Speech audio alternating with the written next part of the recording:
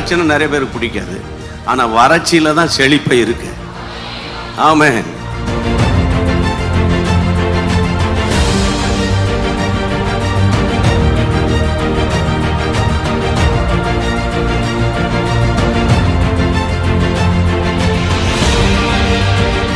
யாரெல்லாம் குடும்பத்தின் ரட்சிப்புக்காக, ஆண்டவரே குடும்பத்தின் ஆசீர்வாதத்துக்காக ஜெபித்தார்களோ ஒவ்வொருவருடைய குடும்ப வாழ்க்கையை கட்டி எழுப்புவீராக.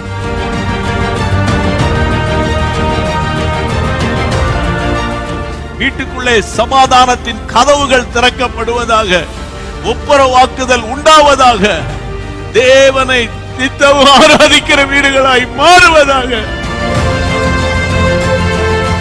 என்னிடத்தில் வருகிறவனை நான் புறம்பே தள்ள மாட்டேன்.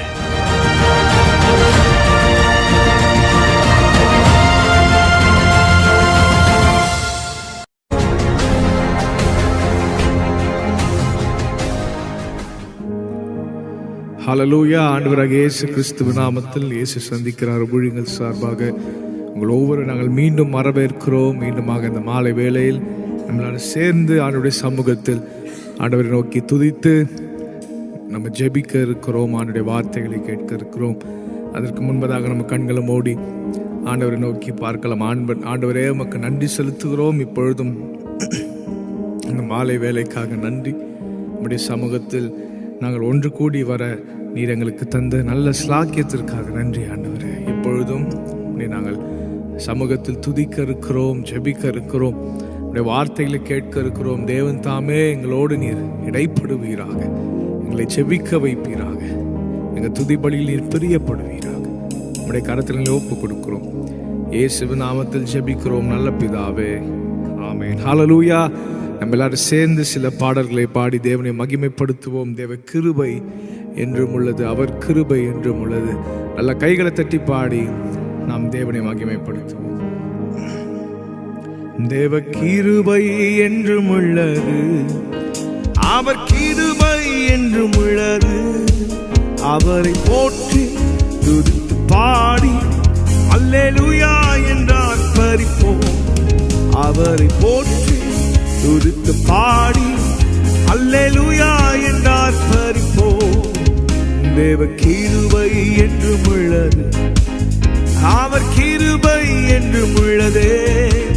அவரை போற்றி துதித்து பாடி அல்லேலூயா என்றார் பரிப்போம். அவரை போற்றி துதித்து பாடி அல்லேலூயா என்றார் பரிப்போம். நெருக்கப்பட்டும் மடிந்திடாமல் கர்த்தர் நம்மை காத்ததாலே, நெருக்கப்பட்டும் மடிந்திடாமல் கர்த்தர் நம்மை. அவர் நல்லவர், அவர் வல்லவர், அவர் கிருபை என்றும் உள்ளது. அவர் நல்லவர், அவர் வல்லவர், அவர் கிருபை என்றும் உள்ளது. தேவ கிருபை என்றும் உள்ளது, அவர் கிருபை என்றும் உள்ளது. அவரை போற்றி துதித்து பாடி அல்லேலூயா என்றார் பரிப்போம். அவரை போற்றி துதித்து பாடி அல்லேலூயா என்றார் பரிப்போம். சத்துரு சேனை தொடர்ந்து சூழ்கையில் பக்தனாம் தாவீதின் தேவன் நமக்கு. சத்துரு சேனை தொடர்ந்து சூழ்கையில் பக்தனாம் தாவீதின் தேவன் நமக்கு. முன் சென்றாரே அவர் நல்லவர், அவர் கிருபை என்றும் உள்ளது.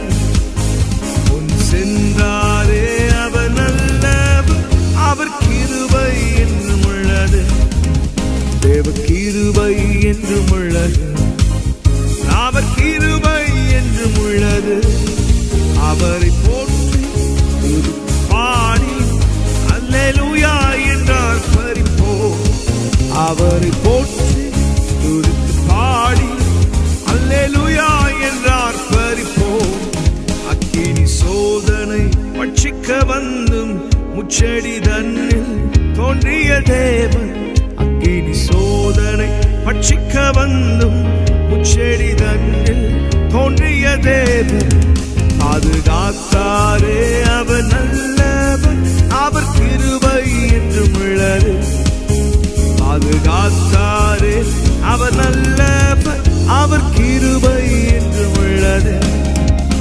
தேவ கிருபை என்றும் உள்ளது, அவர் கிருபை என்றும் உள்ளது. அவரை போற்றி துதித்து பாடி அல்லேலூயா என்றார் பறிப்போம். அவரை போற்றி துதித்து பாடி அல்லேலூயா என்றார் பறிப்போம். வெள்ளம் போல் நிந்தை மேற்கொள்ள வந்தும் வீரன் நெகேமியா ஆவியை அழித்தேன். வெள்ளம் போல் நிந்தை மேற்கொள்ள வந்தும் வீரன் நெகேமியா ஆவியை அழித்தேன். பிற நம்பிக்கை தைரியமீதானே அவர் கிருபை என்றும் உள்ளது. சொல்லுங்க, பிற நம்பிக்கை தைரியமீதானே அவர் கிருபை என்றும் உள்ளது. தேவ கிருபை என்றும் உள்ளது, அவர் கிருபை என்றும் உள்ளது. அவரை போற்றி துதித்து பாடி அல்லேலூயா என்றார் பறிப்போம். அவரை போற்றி துதித்து பாடி அல்லேலூயா என்றார் பறிப்போம். காரில் போன்ற கஷ்டங்கள் வந்தும் ஆறினில் அவரின் பாதைகள் ஒழியா. காரில் போன்ற கஷ்டங்கள் வந்தும் ஆறினில் அவரின் பாதைகள் ஒழியா. என்னை நடத்தினார் அவர் நல்லவர், அவர் கிருபை என்றும் உள்ளது. என்னை நடத்தினார், சொல்லுவோமா, நம்மை நடத்தினாரே அவர் கிருபை என்றும் உள்ளது. நம்மை நடத்தினார் அவர் நல்லவர், அவர் கிருபை என்றும் உள்ளது. நம்மை நடத்தினார் அவர் கிருபை என்றும் உள்ளது. தேவன் கிருபை என்றும் உள்ளது, அவர் கிருபை என்றும் உள்ளது. அவரை போற்றி துதித்து பாடி அல்லேலூயா என்றார் பறிப்போம். அவரை போற்றி துதித்து பாடி அல்லேலூயா என்றார் பறிப்போம். சத்துரு சேனை தொடர்ந்து சூழ்கை பக்தனாம் தாவீதின் தேவன் நமக்கு. சத்துரு சேனை தொடர்ந்து சூழ்கையில் பக்தனாம் தாவீதின் தேவன் நமக்கு. முன் சென்றாரே அவர் நல்லவர், அவர் கிருபை என்றும் உள்ளது. முன் சென்றாரே, நமக்கு முன்பாக சென்று சத்துருக்களின் மீது நமக்கு ஜெயத்தை தந்தாரே. சென்றாரே, நம் விரோதிகள் மேல் நமக்கு ஜெயத்தை தந்தாரே. கைகளை உயர்த்தி சொல்லுங்க, முன் சென்றாரே இயேசு நல்லவர், அவர் கிருபை என்றும் உள்ளது. தேவ கிருபை என்றும் உள்ளது, அவர் கிருபை என்றும் உள்ளது. அவரை போற்றி துதித்து பாடி அல்லேலூயா என்றார் பறிப்போம். அவரை போற்றி துதித்து பாடி அல்லேலூயா. அவரை போற்றி, அவரை போற்றி துதித்து பாடி அல்லேலூயா என்றார் பறிப்போம். அவரை போற்றி துதித்து பாடி அல்லேலூயா. அவர் நல்லவர், அவர் நல்லவர், அவர் வல்லவர், அவர் கிருபை என்றும் உள்ளது. அவர் நல்லவர், அவர் வல்லவர், அவர் கிருபை. சொல்லுங்க, பாதுகாத்தாரே அவர் நல்லவர், அவர் கிருபை என்றும் உள்ளது. திட நம்பிக்கை தைரியமீதானே அவர் கிருபை என்றும். முன் சென்றாரே அவர் நல்லவர், அவர் கிருபை. நம்மை நடத்தினார் நல்லவர், அவர் கிருபை. முன் சென்றாரே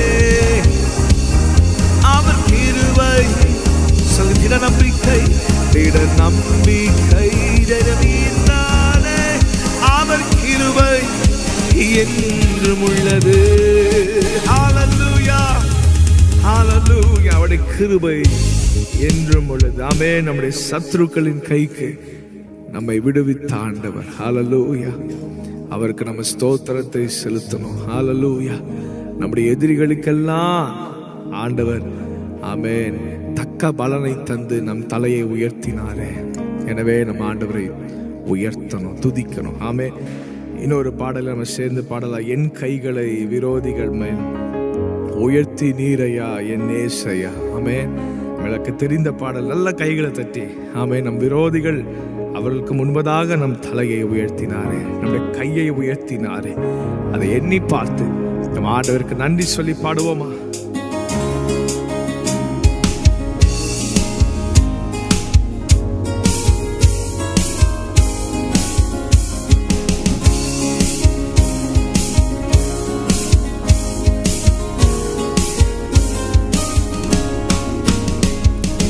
என் கைகளை விரோதிகள் மேல் உயர்த்தி நீரையா என் நேசையா. என் கைகளை விரோதிகள் மேல் உயர்த்தி நீரையா என் நேசை. மீண்டும் சொல்லுவோமா? என் கைகளை விரோதிகள் மேல் உயர்த்தி நீரையா என் நேசையா. என் கைகளை விரோதிகள் மேல் உயர்த்தி நீரையா என் நேசையா. என் சத்துக்கள் எல்லாம் சங்காரமாக்கி என் எல்லைகள் எல்லாம் ஜெயக்கொடியே. என் சத்துக்கள் எல்லாம் சங்காரமாக்கி என் எல்லைகள் எல்லாம் ஜெயக்கொடியே. ஜெயக்கொடியே, வெற்றி கொடியே,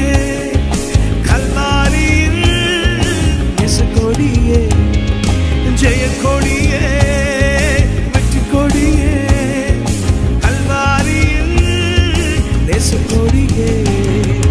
என் கைகளை விரோதிகள் மேல் உயர்த்தி நீரையா என் நேசையா.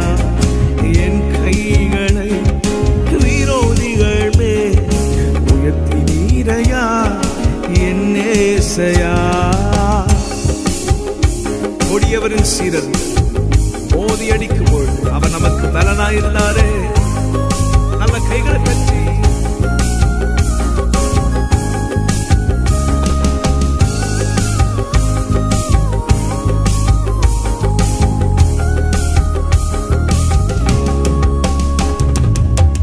கொடியவரின் சீரல் மோதி அடிக்கும் போது ஏழைகளின் பலனாக வந்தீரையா.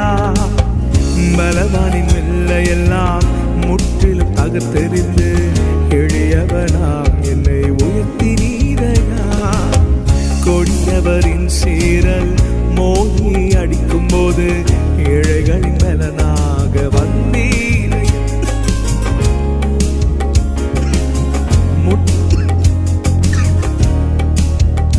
என்னை உயர்த்தி நீரையா.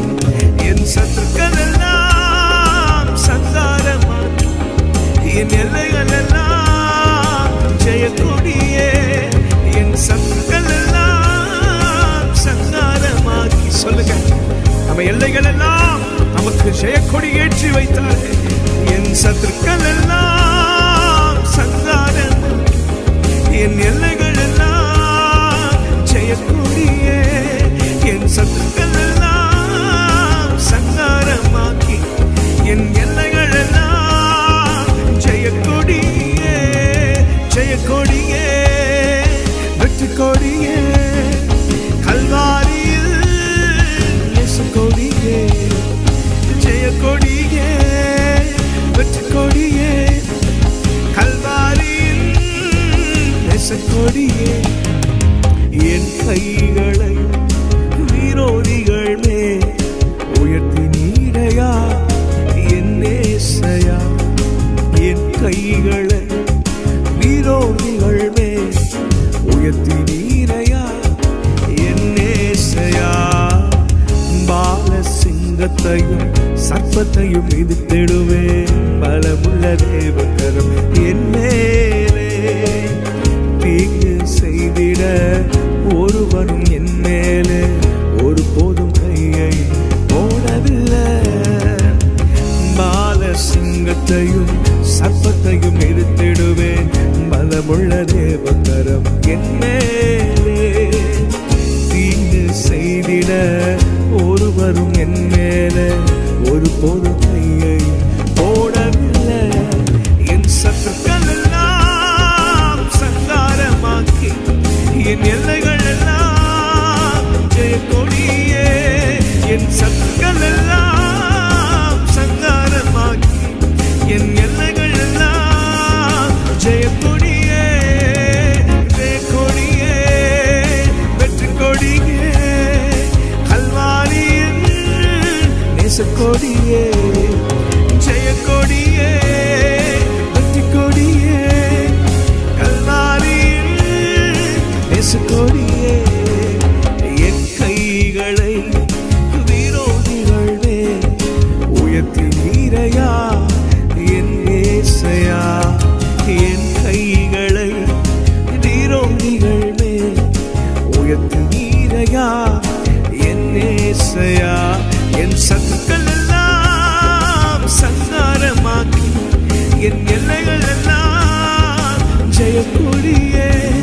என் சத்துக்கள் எல்லாம் சங்காரமாக்கி என் எல்லைகள் எல்லாம் ஜெயக்கொடியே.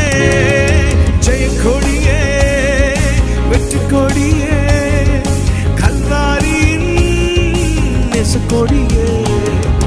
ஜெயக்கொடியே வெற்றி கொடியே கல்வாரியின் நேசக்கொடியே. சொல்லுங்க, ஜெயக்கொடியே வெற்றி கொடியே கல்வாரியின் நேசக்கொடியே. ஜெயக்கொடியே வெற்றி கொடியே கல்வாரியின் நேசக்கொடியே. ஹல்லேலூயா. எத்தனை பேர் இந்த மாலை வேளை சொல்லுங்க, கல்வாரியின் மூலமாக, இந்த சிலுவையின் மூலமாக ஆண்டவர் நமக்கு வெற்றியை தந்தார். அதான் வேதத்தில் ஒரு அழகான வசனம் உண்டு. நம்முடைய ஆண்டவராகிய இயேசு கிறிஸ்துவின் நாமத்தினாலே நமக்கு ஜெயம் கொடுக்கிற தேவனுக்கு ஸ்தோத்திரம். ஹல்லேலூயா. ஆண்டவர் நமக்கு ஏற்கனவே ஜெயத்தை கொடுத்து விட்டார். எத்தனை பேர் விசுவாசிக்கிறீங்க? அதனால தான் இன்று நாம் ஜீவிக்கிறோம். அதனால தான் இன்றும் எத்தனையோ பிரச்சனைகள், எத்தனையோ போராட்டங்கள், எத்தனையோ கஷ்டங்கள், ஆமென், சில நேரத்தில் விழுகிறோம், மீண்டும் எழுந்து கொள்கிறோம். காரணம், என் இயேசு அன்று சிலுவை சுமந்ததினால் நாம் இன்றும் நிற்கிறோம். ஆமே, நமக்கு ஜெயத்தை தந்திருக்கிறார். சாத்தானின் தலையை நசுக்கி போட்டார். ஆமே, நம் ஆண்டவர் நமக்கு ஜெயத்தை கொடுத்திருக்கிறார். எனவே நல்ல சந்தோஷமா நீங்க பாட இருக்கிற இடத்துல, ஆமே, ஒருவேளை இந்த பாடல் உங்களுக்கு தெரியலன்னா நீங்க கற்றுக்கொள்ளுங்க, எங்களோடு சேர்ந்து பாடுங்க. ஆமே, நீங்க சொல்லணும், ஆண்டவரே என் கைகளை உயர்த்தினீரே, உமக்கு நன்றி சொல்லி பாடுவோம்.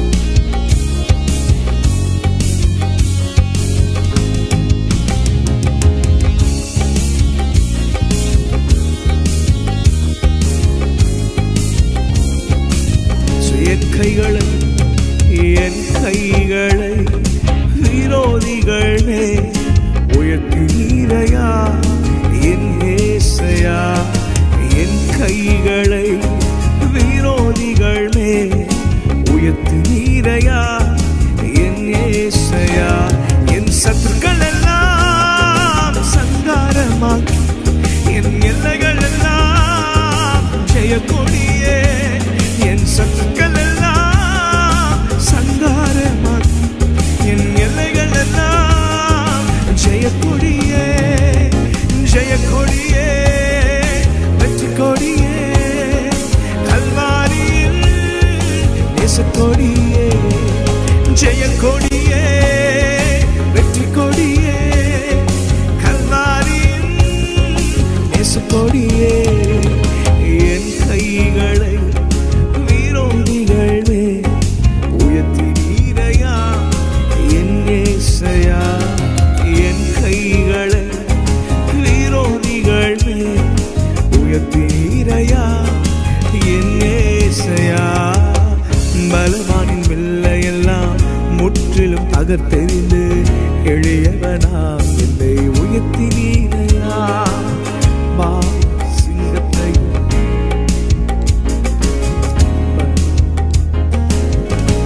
சொல்லுவோமா? பலவானின் வில்லையெல்லாம் முற்றிலும் தகர்த்தெறிந்து எளியவனாம் என்னை உயர்த்தி நீரையா. முற்றிலும் தகர்த்தெறிந்து எளியவனாம் என்னை உயர்த்தி நீ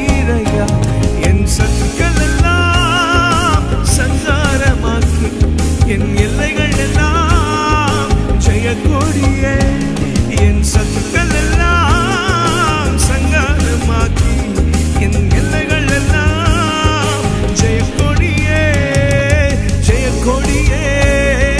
வெற்றி கொடியே கல்வாரியின் நேச கொடியே ஜெய கொடியே வெற்றி கொடியே கல்வாரியின் நேச கொடியே என் கைகளை விரோதிகள் மேல் உயர்த்தீரையா என் ஏசையா என் கைகளை விரோதிகள் மேல் உயர்த்தீரையா என் ஏசையா கொடியவரின் சீரல் மோதி அடிக்கும் போது ஏழைகளின் பலனாக வந்தீரையா பலவானின் வெள்ளையெல்லாம் முற்றிலும் தகத்தெறிந்து எளியவனாம் என்னை உயர்த்தினீரையா கொடியவரின் சீரல் மோதி அடிக்கும் போது ஏழைகளின் பலனாக வந்தீரையா பலவானின் வெள்ளையெல்லாம் முற்றிலும் தகத்தெறிந்து எளியவனாம் என்னை உயர்த்தினீரையா என் சத்துக்கள் எல்லாம் சங்காரமாக என் எல்லைகள் எல்லாம் ஜெய கொடியே என் சத்துக்கள் எல்லாம் சங்காரமாக என் எல்லைகள் எல்லாம் ஜெய கொடியே வெற்றி கொடியே கல்வாரியின் நேச கொடியே ஜெய கொடியே வெற்றி கொடியே கல்வாரியில் நேச கொடியே என் கைகளை விரோதிகள் மேல் உயர்த்தினீரையா என் ஏசையா என் கைகளை விரோதிகள் மேல் உயர்த்தினீரையா என் ஏசையா என் சக்கள் எல்லாம் சங்காரமாக்கி என் எல்லைகள் எல்லாம் ஜெய கொடியே என் சக்கள் எல்லாம் சங்காரமாக்கி என் எல்லைகள் எல்லாம் ஜெய கொடியே வெற்றி கொடியே சொல்லுங்க கல்வாரியின் கட்கமூடி சொல்லுங்க ஜெய கொடியே நம்மோடு கூட இருந்து எல்லாவற்றிலும் நமக்கு வெற்றியை தருகிறான் நம்மை முற்றிலும் ஜெயம் கொள்ள வைக்கிறான் சொல்லுங்க இயேசுவின் நாமத்தினாலே ஜெயம் கொடுக்கிற தேவனுக்கு ஸ்தோத்திரம் ஜெய கொடியே வெற்றி கொடியே கல்வாரியின் வீணும் சொல்லும் ஜெய கொடியே வெற்றி கொடியே கல்வாரியின் நேச கொடியே ஜெய கொடியே வெற்றி கொடியே கல்வாரியில் மீண்டும் சொல்லும் ஜெய கொடியே வெற்றி கொடியே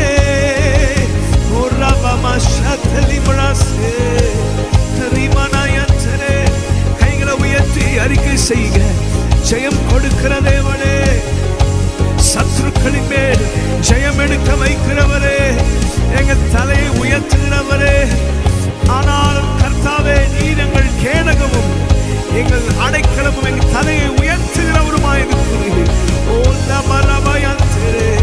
கல்வாரியின் ஆடிக்கொண்டே இருப்போம் ஜெய கொடியே வெற்றி கொடியே கல்வாரியில்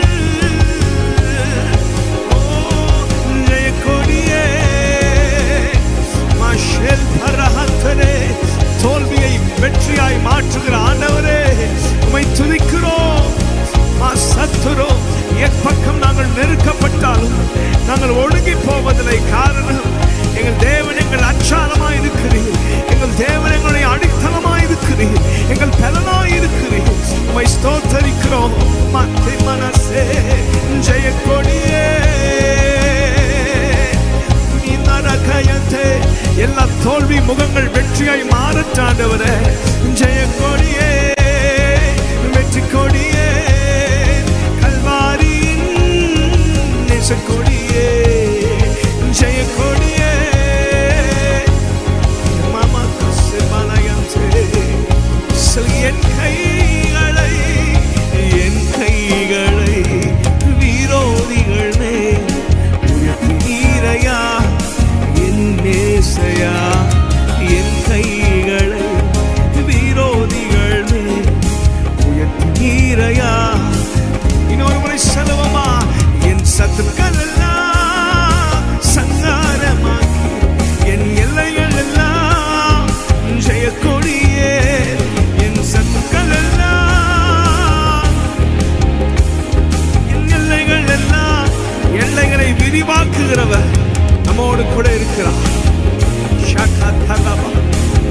மோசேக்கு சித்தனா ஈசாக்குடையது அல்ல என்று எதிர்த்து வந்த நபர்கள் மத்தியில் ஒரு ரெகோபோத்தை ஈசாக்குக்கு ஆண்டவர் உண்டு பண்ணி இவனோடு கர்த்தர் நிச்சயமாய் இருக்கிறார் என்று பகைத்த உதடுகளை சொல்ல வைத்தாரே, அவர் இன்றும் மாறவில்லை, அவர் இன்றும் உறங்கவில்லை.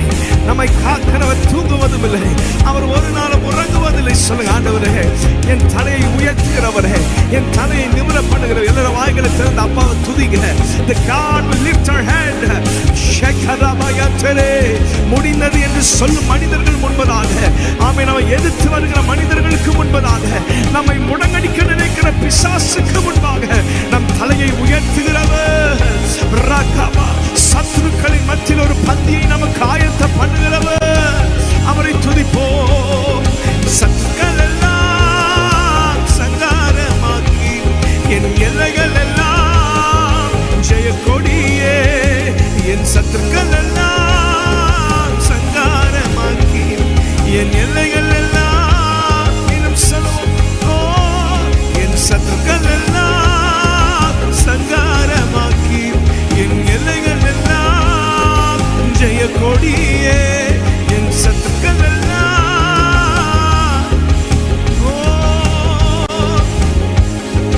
ஜெய கொடியே, ஜெய கொடியே, வெற்றி கொடியே, கல்வாரியின் நேச கொடி, ஜெய கொடியே, வெற்றி கொடியே, கல்வாரியில்.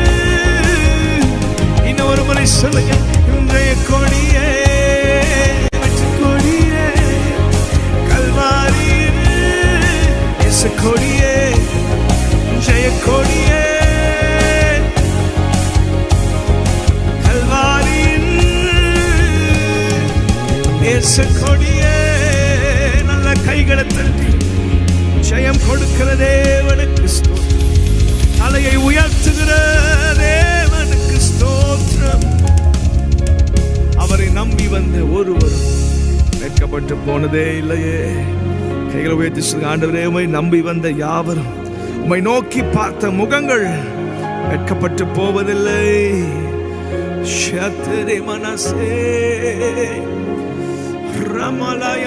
நம்மை உயர பறக்க செய்கிற ஆண்டவர் நம்மோடு கூட இருக்கிறார், நம்மோடு கூட இருக்கிறார். எல்லாரும் கண்களை மூடு.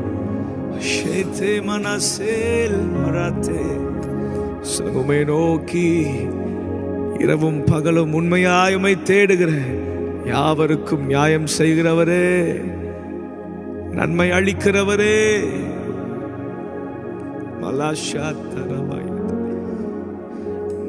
எனக்கு ஒத்தாசை அனுப்பும் பர்வதமே இயேசுவே, உம்மை நோக்கி பார்க்கின்றேன், வெட்கப்பட்டு போவதில்லை.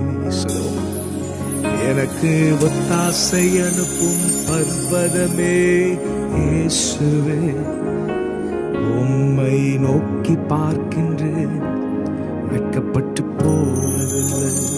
சொல்லுங்க, எனக்கு ஒத்தாசை அனுப்பும் பர்வதமே இயேசுவே, உம்மை நோக்கி பார்க்கின்றேன், வெட்கப்பட்டு போவதில்லை. சொல்லுவோமா, எனக்கு ஒத்தாசை அனுப்பும் பர்வதமே இயேசுவே, உம்மை நோக்கி பார்க்கின்றேன், வெட்கப்பட்டு போவதில்லை, வெட்கப்பட்டு போவதில்லை. உயரே பறந்திடுவே, தள்ளாடி நடப்பதில்லை, நம்மை உயரே எழுப்பிடுவான், வெட்கப்பட்டு போவதில்லை. சொல்லுங்க, நம்மை உயர பறக்க செய்கிற ஆண்டவர் நம்மோடு கூட இருக்கிறார், நம்மை தள்ளாடாமல் உறுதியாய் நிற்க செய்கிற ஆண்டவர். சொல்லுங்க, ஓ, வெட்கப்பட்டு போவதில்லை, உயரே பறந்திடுவே, தள்ளாடி நடப்பதில்லை, உயரே எழும்பிடுவே. எனக்கு ஒத்தாசை அனுப்பும் பர்வதமே இயேசுவே, உம்மை நோக்கி பார்க்கின்றேன், வெட்கப்பட்டு போவதில்லை. எனக்கு ஒத்தாசை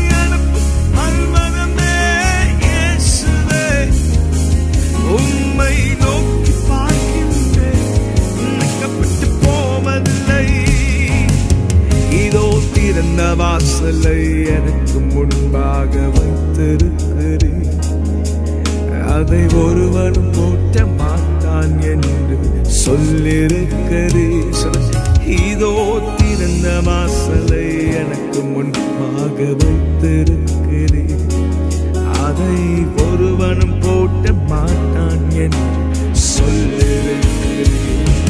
வெட்கப்பட்டு போவதில்லை, உயரே பறந்திடுவேன், தள்ளாடி நடப்பதில்லை. சேர்ந்து சொல்லுவோமா?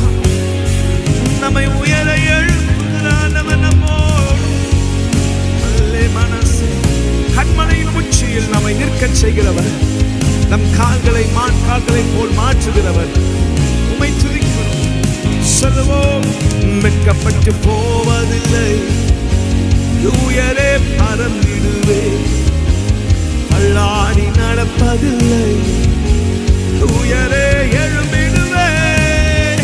வெட்கப்பட்டு போவதில்லை, உயரே எழும்பிடுவேன், தள்ளாடி நடப்பதில்லை, உயரே. என் சந்ததியிலே என் சந்ததி மேலும் ஆவியை ஊற்றுவேன் என்று, என் சந்தானத்தின் மேல் ஆசீர்வாதத்தை ஊற்றுவேன் என்று, என் சந்ததி மேலும் ஆவியை ஊற்றுவேன் என்று, என் சந்தானத்தின் மேல் ஆசீர்வாதத்தை ஊற்றுவேன் என்று. வெட்கப்பட்டு போவதில்லை, சொல்லுவோம், உயரே பறந்திடுவோம், தள்ளாடி நடப்பதில்லை. நம்மை தாங்குகிறார் கர்த்தர், நம்மை தாங்குகிறபடியா நம் தள்ளாடி நடப்பதில்லை. உமையே உறுதியாய் பற்றி கொண்டிருக்கிற மனதுடையவர், உமையே நம்பி இருக்கிறபடியா இது அவனை பூரண சமாதானத்தினால் நிரப்புவேன் என்று எழுதப்பட்டிருக்கிறதே. சொல்லுங்க, உயரே பறந்திடுவேன், தள்ளாடி நடப்பதில்லை, உயரே எழும்பிடுவேன். வெட்கப்பட்டு போவதில்லை, உயரே பறக்க செய்யும் ஆண்டவர் நம்மோடு உண்டு. மனசே வெட்கப்பட்டு போவதில்லை, உயரே எழும்பிடுவேன், தள்ளாடி நடப்பதில்லை. சொல்லுவோம், உயரே எழும்பிடுவேன், வெட்கப்பட்டு போவதில்லை, உயரே பறந்திடுவேன். நம்மை உயர பறக்க செய்கிறவர், வெட்கப்பட்டு போவதில்லை. பாடிக்கொண்டே இருக்க தேவ பிள்ளையே, மனசே சந்தனமயம், வெட்கப்பட்டு போவதில்லை, உயரே எழும்பிடுவேன், தள்ளாடி நடப்பதில்லை. அறிக்கை செய்து கொண்டே இருக்கு. எத்தனை பேர் இது உண்மை என்று நம்புகிறீங்க? ஒரு நாள் நம்ம வெட்கப்பட விடலையே. தலைமுறை தலைமுறை நம்ம தாங்குகிறாரே, திறந்த வாசலை நமக்கு வைத்திருக்கிறாரே. அவனை துதிங்க. வெட்கப்பட்டு போவதில்லை, நமக்காக வழியை உண்டு பண்ணுகிறார். கிழக்கும் மேற்கும் என் திசையும் வழிகள் அடைக்கப்பட்டிருந்தாலும் தன் ஜனங்களுக்காக வழியை ஆயத்தம் பண்ணுகிறவர். எனக்கு ஒத்தாசை அனுப்பும் பர்வதமே இயேசுவே, உம்மை நோக்கி பார்க்கின்றேன், வெட்கப்பட்டு போவதில்லை. எனக்கு ஒத்தாசை அனுப்பும் பர்வதமே இயேசுவே, உம்மை நோக்கி பார்க்கின்றேன், வெட்கப்பட்டு போவதில்லை. சொல்லுங்க, வெட்கப்பட்டு போவதில்லை, உயரே பறந்திடுவேன், தள்ளாடி நடப்பதில்லை, உயரே எழும்பிடுவேன், வெட்கப்பட்டு போவதில்லை, உயரே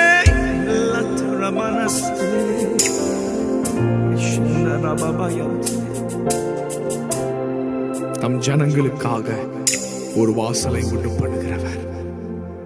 நம்முடைய ஆண்டோடைய ஒரு மெயின் கேரக்டர் என்ன தெரியுமா?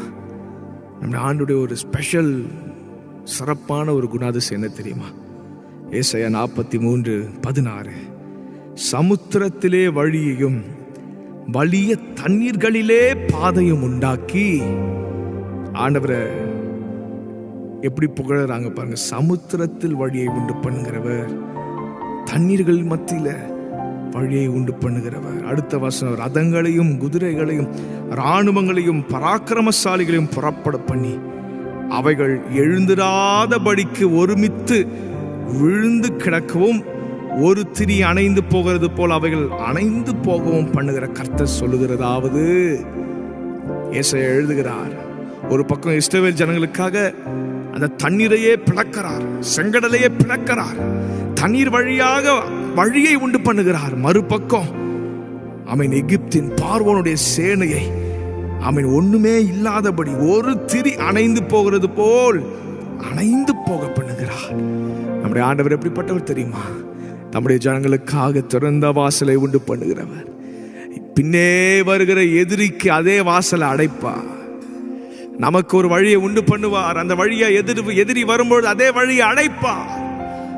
ஒருவரும் திறக்க கூடாதபடி அடைக்கிறவர், பூட்டுகிறவர். ஒருவரும் திறக்க கூடாதபடி பூட்டக்கூடாதபடி திறக்கிறவர். ஓ, அவர் நமக்காக வழியை ஆயத்தம் பண்ணுகிறவர். சொல்லுங்க, வெட்கப்பட்டு போவதில்லை, உயரே பறந்திடுவே, தள்ளாடி நடப்பதில்லை, உயரே எழும்பிடுவே. இதோ திறந்த வாசலை உனக்கு வைத்திருக்கிறேன், அதை ஒருவனும் பூட்ட மாட்டான் என்று சொல்லிருக்கிறேன்.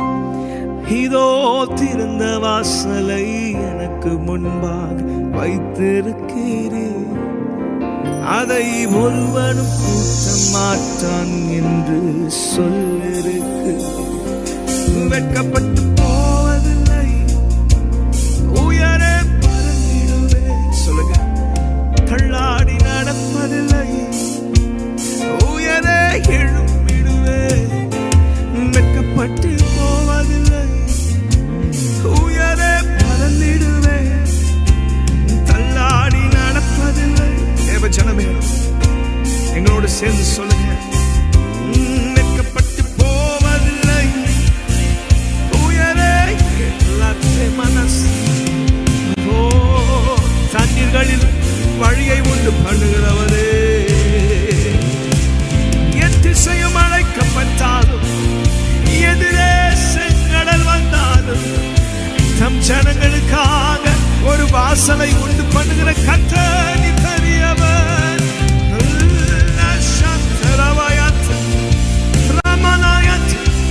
ஒருவேளை எல்லா திசையிலும் எனக்கு வாசல் அடைக்கப்பட்டிருக்கிறதுன்னு நீங்க சொல்லலாம். முன்னேற முடியல, பின்னே செல்ல முடியல, தப்பிக்க வழி இல்லை அப்படின்னு நீங்க சொல்லலாம். ஆனா ஏற்ற நேரத்தில் உங்களுக்கு ஒரு வாசலை திறக்கிறவர் உங்களோடு கூட இருக்கிறார். ஓ, உங்க தலையை ஏற்ற நேரத்தில் உயர்த்துகிற ஆண்டவர் நம்மோடு கூட இருக்கிறார். அவரை துதிங்க, அவரை துதிங்க.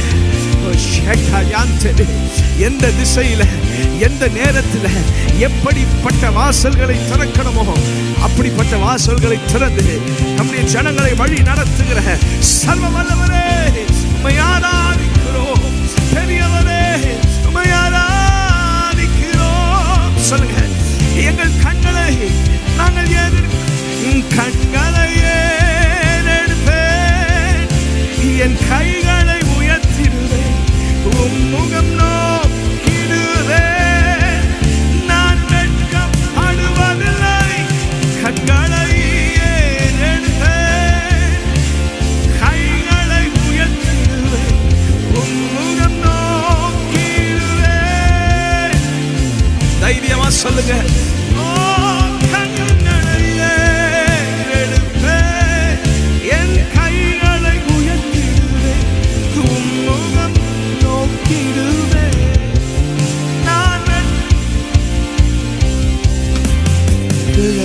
மேற்கும் வடக்கும் அடைப்பட்டு போனாலும் அணையும் என்று நான் எண்ணிய இனி 7 மடங்கானாலும்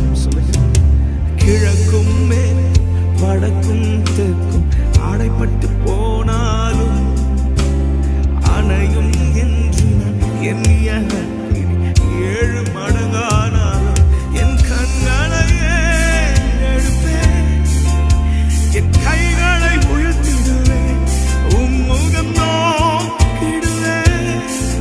நான் வெட்கப்படுவதில்லை, கண்களையே எடுப்பேன். சொல்லுவோமா?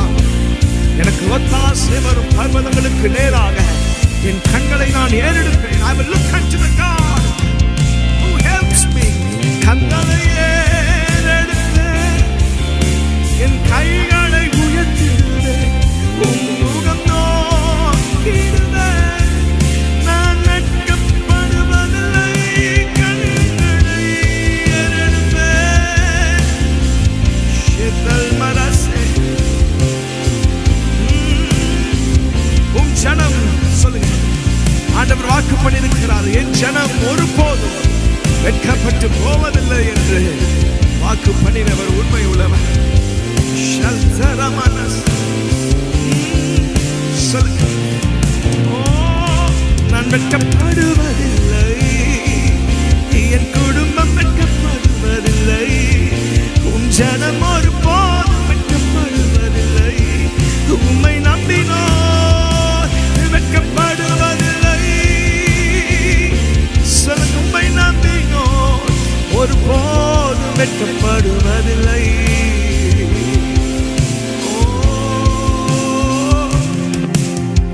வானமும் பூமியும் மாறினால் உம் வார்த்தை மாறாதே, காலையும் மாலையும் தாங்கிடும் தேவன் கரங்கள் தளராதே. வானமும் பூமியும் மாறினால் உம் வார்த்தை மாறாதே, காலையும் மாலையும் தாங்கிடும் கரங்கள் தளராதே. ஒருவேளை இந்த பிரச்சனை எப்போதான் முடியும் அப்படின்னு எதிர்பார்ப்போட நீங்க இருக்கலாம். உங்களில் சிலர் இது இன்றைக்கு முடிஞ்சிடும், நாளைக்கு முடிஞ்சிடும், இன்னும் கொஞ்ச நாள் தான் அப்படின்ற ஒரு நம்பிக்கையோடு இருக்கலாம். ஆனால் நாட்கள் போக போக நானையும் என்று எண்ணுகிற அக்கினி இன்னும் இன்னும் இன்னும் கொழுந்து விட்டு எரிந்து கொண்டிருக்கிறதே. இது எப்போதான் முடியும்? ஒருவேளை யோசேப்புக்கு இந்த எண்ணம் இருந்திருக்கலாம். என்னுடைய சகோதரர்களுடைய அந்த அரைக்கட்டை பார்க்கலாம், என்னுடைய அரைக்கட்டு உயர்ந்திருக்கிறதே, அன்று நான் பார்த்த தரிசனத்துல உயர்ந்திருந்ததே, ஆனா அது நடக்கிற மாதிரியே தெரியலையே. சொந்த சகோதரர்களே என்னை குழியில போட்டாங்க, என்னை விற்று போட்டாங்க. போர்த்திப்பாரோட மனைவி என் மேல ஒரு தேவையில்லாத குற்றச்சாட்டை வைத்தால் இன்னும் நான் சிறைச்சாலையில் இருக்கிறேன். சரி, இந்த சிறைச்சாலையிலிருந்து நான் சீக்கிரம் வெளியே வருவேன்னு நினைச்சேன். பானை பாத்திரக்காரன் எனக்கு உதவி செய்வான்னு நினைச்சேன், அவனை என்னை கை விட்டுட்டான். இது அணையும், இது சரியாகும் நினைக்கிறேன், ஆனா சரியாக மாட்டிக்குதே. யோசேப்புக்குள்ள இந்த எண்ணம் இருந்திருக்கலாம். ஒருவேளை உங்களுக்குள்ள அந்த இப்படிப்பட்ட எண்ணம் இருக்கலாம். ஒரு பிரச்சனை போனா இன்னும் பிரச்சனை வருது, அவ்வளவுதான், இந்த பிரச்சனை முடிஞ்சிருச்சு, நான் முன்னேறிடுவேன்னு நினைக்கும் பொழுது இன்னொரு பிரச்சனை வருது, அவ்வளவுதான், இந்த வாசல் எனக்கு திறக்கப்பட்டிருக்கிறது, இதுக்குள்ள நான் பிரவேசிக்கும் பொழுது இன்னொரு பிரச்சனை எனக்கு வருது, தடை வருது அப்படின்னு நீங்க நினைக்கிறீங்களா? ஒருவேளை உங்க சூழ்நிலை எப்படி இருந்தாலும் நீங்க ஒன்றே ஒன்று சொல்லுங்க, ஆண்டவரே என்னை சிங்க கெபில தூக்கி போட்டாலும் பரவாயில்ல, சிறைச்சாலையில தூக்கி போட்டாலும் பரவாயில்ல, எல்லா திசையும் அடைக்கப்பட்டிருந்தாலும் பரவாயில்ல, கண்களை ஏறெடுப்பேன், என் கைகளை உயர்த்திடுவேன், உம்முகம் நோக்கிடுவேன், நான் வெட்கப்படுவதில்லை. நீங்க சொல்ல வேண்டியது இதுதான், கண்களை ஏறெடுப்பேன், என் கைகளை உயர்த்திடுவேன். கைகளை உயர்த்திடுங்க, உங்க கண்களை வானத்துக்கு நேரா ஆண்டவரை மட்டும் நோக்கி பாருங்க, சொல்லுங்க, கண்களை ஏறெடுப்பேன், என் கைகளை உயர்த்திடுவேன், உம்முகம் நோக்கிடுவேன், நான் வெட்கப்படுவதில்லை, கண்களை ஏறெடுப்பேன், என் கைகளை உயர்த்திடுவேன், உம்முகம் நோக்கிடுவேன். சொல்லுங்க,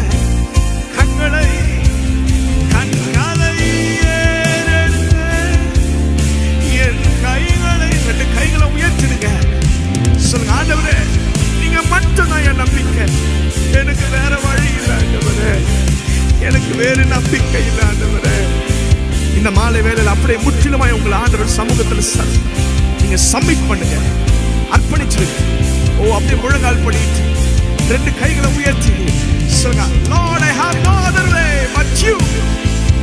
எனக்கு நீங்க மட்டும்தான் வழி ஆண்டவரே. என்னை விடுவிக்க உம்மால் மட்டுமே கூடும். Come on, let us pray to God. ஒரு ஜெபமா ஆண்டவரை பார்த்து கண்களை ஏறெடுப்பேன்.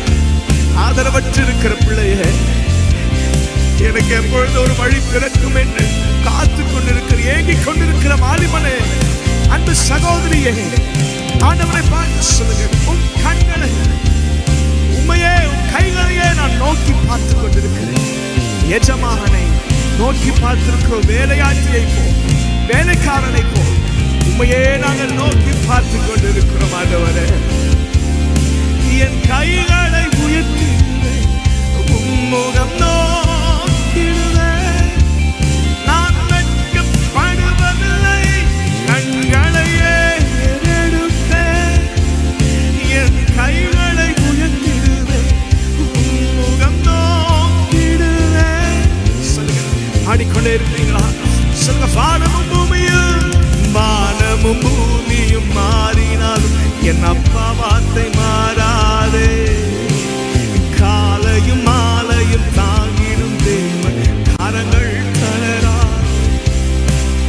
வானமும் பூமியும் மாறினாலும் வார்த்தை எங்களுக்கு நீ வாக்கு பண்ணினது மாறாது.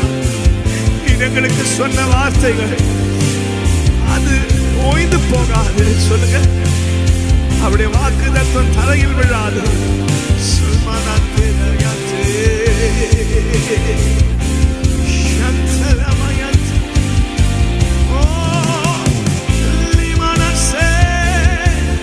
என் கைகளை உயர்த்திடுவேன், உம்முகம் நோக்கிடுவேன். நான் வெட்கப்படுவதில்லை, கண்களை ஏறெடுப்பேன். என் கைகளை உயர்த்திடுவேன், உம்முகம் நோக்கிடுவேன்.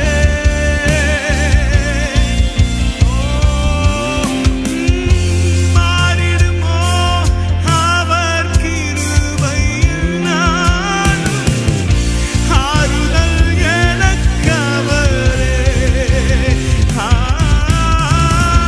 மாறிடுமோ அவர் கிருபை என்னாலும், ஆறுதல் எனக்கு அவரே. சொல்லுங்க, இஸ்ரவேலை காப்பவர், இஸ்ரவேலை காக்கும் தேவன், ராப்பகல் உறங்காதே. சொல்லுங்க, மாறிடுமோ மாறிடுமோ அவர் கிருபை என்னாலும், ஆறுதல் எனக்கு அவரே. சொல்லுவோமா, வானமும் பூமியும் அடைத்த தேவன் நம்மை கைவிடுவாரோ? அவரிடத்திலிருந்து நமக்கு நன்மைகள் வரும். அவரிடத்திலிருந்து நமக்கு எண்ணி நடங்காத நன்மைகள் வரும். சொல்லுங்க, எண்ணி கடங்காத நன்மைகளை தருபவரே. சொல்லுங்க, எண்ணி கடங்க நன்மைகள், எண்ணி கடங்க நன்மைகள் வரும். என் கண்கள்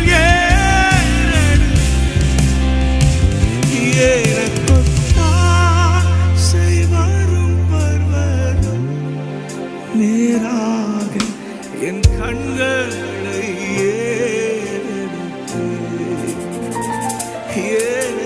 எனக்கொத்தாசை வரும் பர்வதம் நேராக என் கண்கள்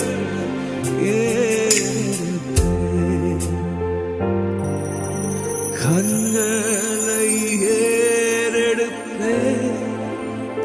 கடைசியா சொல்லுவோம், கண்களை ஏறெடுப்பேன், கண்களை ஏறெடுப்பேன், கண்களை ஏறெடுப்பேன்.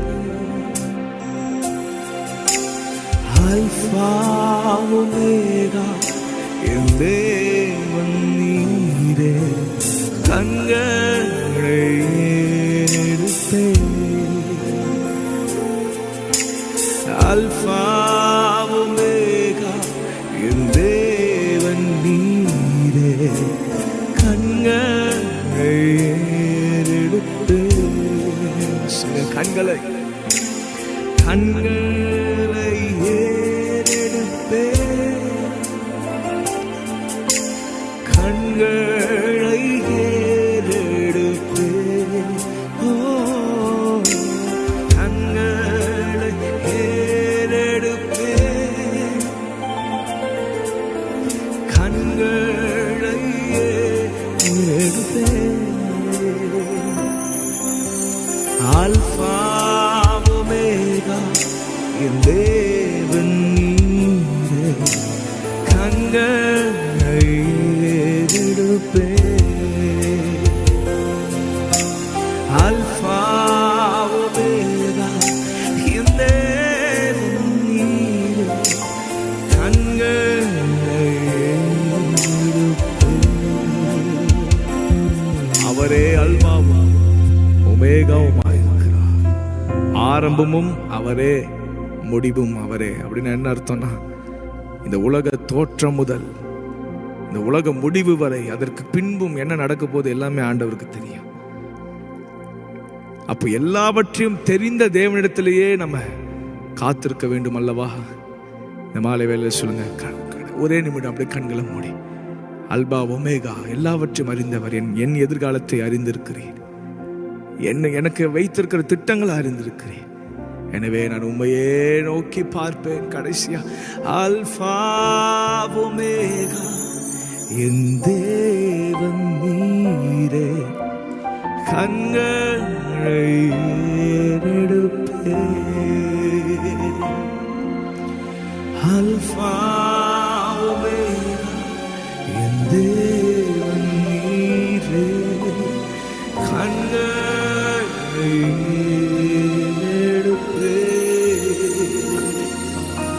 எல்லா துதி கன மகிமையும் ஒருவருக்கே செலுத்துகிறோம். இயேசுவின் நாமத்தில் துதிக்கிறோம், ஜெபிக்கிறோம், எங்களை அர்ப்பணிக்கிறோம் நல்ல பிதாவே, ஆமென். நம்முடைய வேதத்தை நம்ம எல்லாம் திறந்து கொள்வோம். ஆதி ஆகமத்தில் இருந்து இந்த வேதத்தில் நம்ம படிக்க போகிறோம். நம்முடைய ஒவ்வொருவருடைய நபருடைய குணாதிசயங்கள் என்ன, ஏன் ஆண்டவருடைய ஆசீர்வாதங்களை அவர்கள் எப்படி பெற்றுக்கொண்டார்கள், எப்படி பெற்றுக்கொள்ள முடியாமல் போனது என்பதை குறித்து நம்ம பார்க்க போகிறோம். உண்மையிலேயே ஆதியாகமம் புத்தகத்தை நீங்கள் பார்த்தீங்கன்னா ஒரு அருமையான ஒரு துவக்கம் இல்லையா? நம்முடைய உலகத்தின் துவக்கம், நம்முடைய வாழ்க்கையின் துவக்கம், நம்முடைய குடும்ப வாழ்வின் துவக்கம் எல்லாமே ஆதியாகமத்தில் தான் எழுதப்பட்டு இருக்கிறது. உண்மையிலேயே அருமையான ஒரு துவக்கம் என்று சொல்லலாம். நம்முடைய ஆண்டவர் அவர் வானத்தையும் பூமியும் சர்வ சிருஷ்டியும் எல்லாவற்றையும் அழகாக படைத்து, நன்றாக எல்லாவற்றையும் படைத்து விட்டு கடைசியாக அதை அனுபவிப்பதற்கு மனிதனையும் கர்த்தர் உருவாக்கினார் என்று நம்ம எல்லாருக்கும் தெரியும். ஆணும் பெண்ணுமாக உருவாக்கினார்.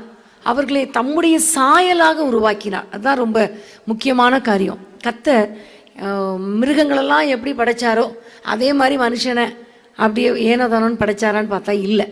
மனுஷனை படைக்கும்போது பார்த்தீங்கன்னா ரொம்ப அழகாக மண்ணை எடுத்து அதை இது பண்ணி அதை ஒரு வடிவம் கொடுத்து அழகுபடுத்தி அதுக்கு வேண்டிய கண்ணு மூக்கு எல்லாத்தையும் வச்சு அதுக்கப்புறம் அவனுக்கு வேண்டிய எல்லாத்தையும் பண்ணிட்டு கடைசியில் தன்னுடைய சுவாசத்தையே கர்த்தர் ஊதும்போது சொல்கிறார், என்னுடைய ரூபத்தின்படி என்னுடைய சாயலாக இதை படைப்பதற்கு கர்த்தருக்கு பிரயாசப்பட்டார், அதை நடத்தி முடித்தார். ஹல்லேலூயா.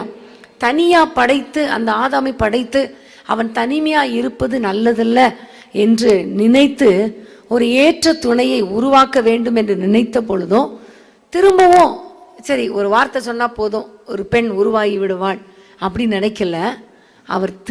அவர் செய்த முக்கியமான காரியத்தை நீங்கள் பார்த்தீங்கன்னா அழகாக அருமையாக அந்த மனிதனுடைய விலா எலும்பில் இருந்து ஒரு பெண்ணை அவர் உருவாக்கினதை நம்ம எல்லாருக்கும் தெரியும். இவ்வளோ அழகா கர்த்தர் ஒரு நல்ல ஒரு ஆச்சரியமான ஒரு காரியத்தை கர்த்தர் செய்து முடித்தார். ஹல்லேலூயா. மனுஷனை உருவாக்கினார். இந்த மனுஷனை தம்முடைய சாயலாகத்தான் கர்த்தர் உருவாக்குன என்று சொல்லுகிறார். ஆனால் அவருடைய சாயலை இந்த மனிதர்கள் என்ன செஞ்சிட்டாங்க? மாற்றி போட்டு விட்டார்கள். தேவ சாயலை இழந்து விட்டார்கள். காரணம் உங்க எல்லாருக்கும், நம்ம எல்லாருக்கும் தெரியும். பாவம் செய்தபடியினால, சாத்தான் உட்பிரவேசித்ததுனால அவர்கள் தங்களுடைய சாயலையே மாற்றி போட்டு தேவனுடைய சாயலை இழந்து அவர்கள் மாறி போனார்கள் என்று நம்ம எல்லாருக்கும் நல்லா தெரியும். இப்போ நேற்று போன வாரத்தில் நீங்கள் ஆதாமை பற்றி படிச்சிருக்கிறீங்க. இந்த வாரத்தில் ஒரு ஏவாளை பற்றி எல்லாம் நமக்கு தெரிந்த காரியம்தான், சின்ன சின்ன காரியம் மட்டும் நான் சொல்கிறேன். பைபிள் ஸ்டடினால் விளக்க வேண்டாம், குறித்து வைத்து கொள்ளுங்க, வீட்டில் போய் தியானம் பண்ணுங்க. முதல்ல பார்த்தீங்கன்னா ஏவாள் நல்லா தான் இருந்தா, படைச்சி 2 பேரும் சந்தோஷமாக தான் இருந்தாங்க. எவ்வளோ நாள் கழித்து இந்த சர்ப்பம் உள்ளே வந்தான்ங்கிறது பைபிளில் சொல்லப்படலை. எவ்வளோ காலங்கள் ஆண்டவரோடு உறவாடி கொண்டு இருந்தாங்க, எவ்வளோ காலங்கள் சந்தோஷமாக இருந்தாங்க, அதையும் போடப்படலை. ஆனால் ஒரு குறிப்பிட்ட நாளில் சர்ப்பம் தந்திரம் உள்ளதாய் ஏவாள்கிட்ட போய் வந்து நுழைந்தது என்று நம்ம எல்லாருக்கும் தெரியும். நிறைய பேர் கேள்வி கேட்டாங்களாம். போன வாரமே காட்லின் பிரதர்கிட்ட சிலர் கொஸ்டின் கேட்டாங்களாம், ஏன் சாத்தான் இந்த ஆதாம் கிட்ட வந்து நுழையாம, ஆண் கிட்ட நுழையாம, ஏன் இந்த பெண் கிட்ட நுழையணும்? 2 பேருமே கர்த்தர் உருவாக்குனது தானே. பாவம் செய்யணும்னு நினைச்சிட்டா யாராவது ஒருத்தர்கிட்ட உருவாக்கி நுழைந்திருக்கலாமே என்று கேள்வி கேட்டார்களாம். உண்மையிலே அன்பான தேவனுடைய பிள்ளைகளே, முதல்ல பார்த்தீங்கன்னா இந்த சாத்தான் தந்திரம் உள்ளவன். சாத்தான் தந்திரம் உள்ளவன். வேதம் சொல்லுகிறது அவன் தந்திரம் உள்ளவன். அவனுடைய தந்திரங்கள் நமக்கு அறியாதவைகள். அடிக்கடி நம்ம பிரதர் சொல்லுவாங்க இல்லையா, சாத்தானுடைய தந்திரங்கள் நாம் அறியாதவைகள் அல்லவே. நமக்கு தெரியுதோ தெரியலையோ, சாத்தான் தந்திரம் உள்ளவன். அவனுக்கு என்ன தந்திரம் எப்படி தெரியும் அப்படின்னா, பெண்கள் என்றாலே பைபிளில் சொல்லப்பட்டிருக்கிறவங்க எப்படிப்பட்டவங்க? பலவீன பாண்டங்கள். பலவீன பாண்டங்கள்னால் சரீரத்தில் தான் பலவீன பாண்டங்களே தவிர இருதயத்தில் எண்ணத்துலலாம் பயங்கர ஸ்ட்ராங். கரெக்டு தானே? ரொம்ப அதிகமாக அவங்க நினச்சா எதையுமே சாதிக்கிறாங்க.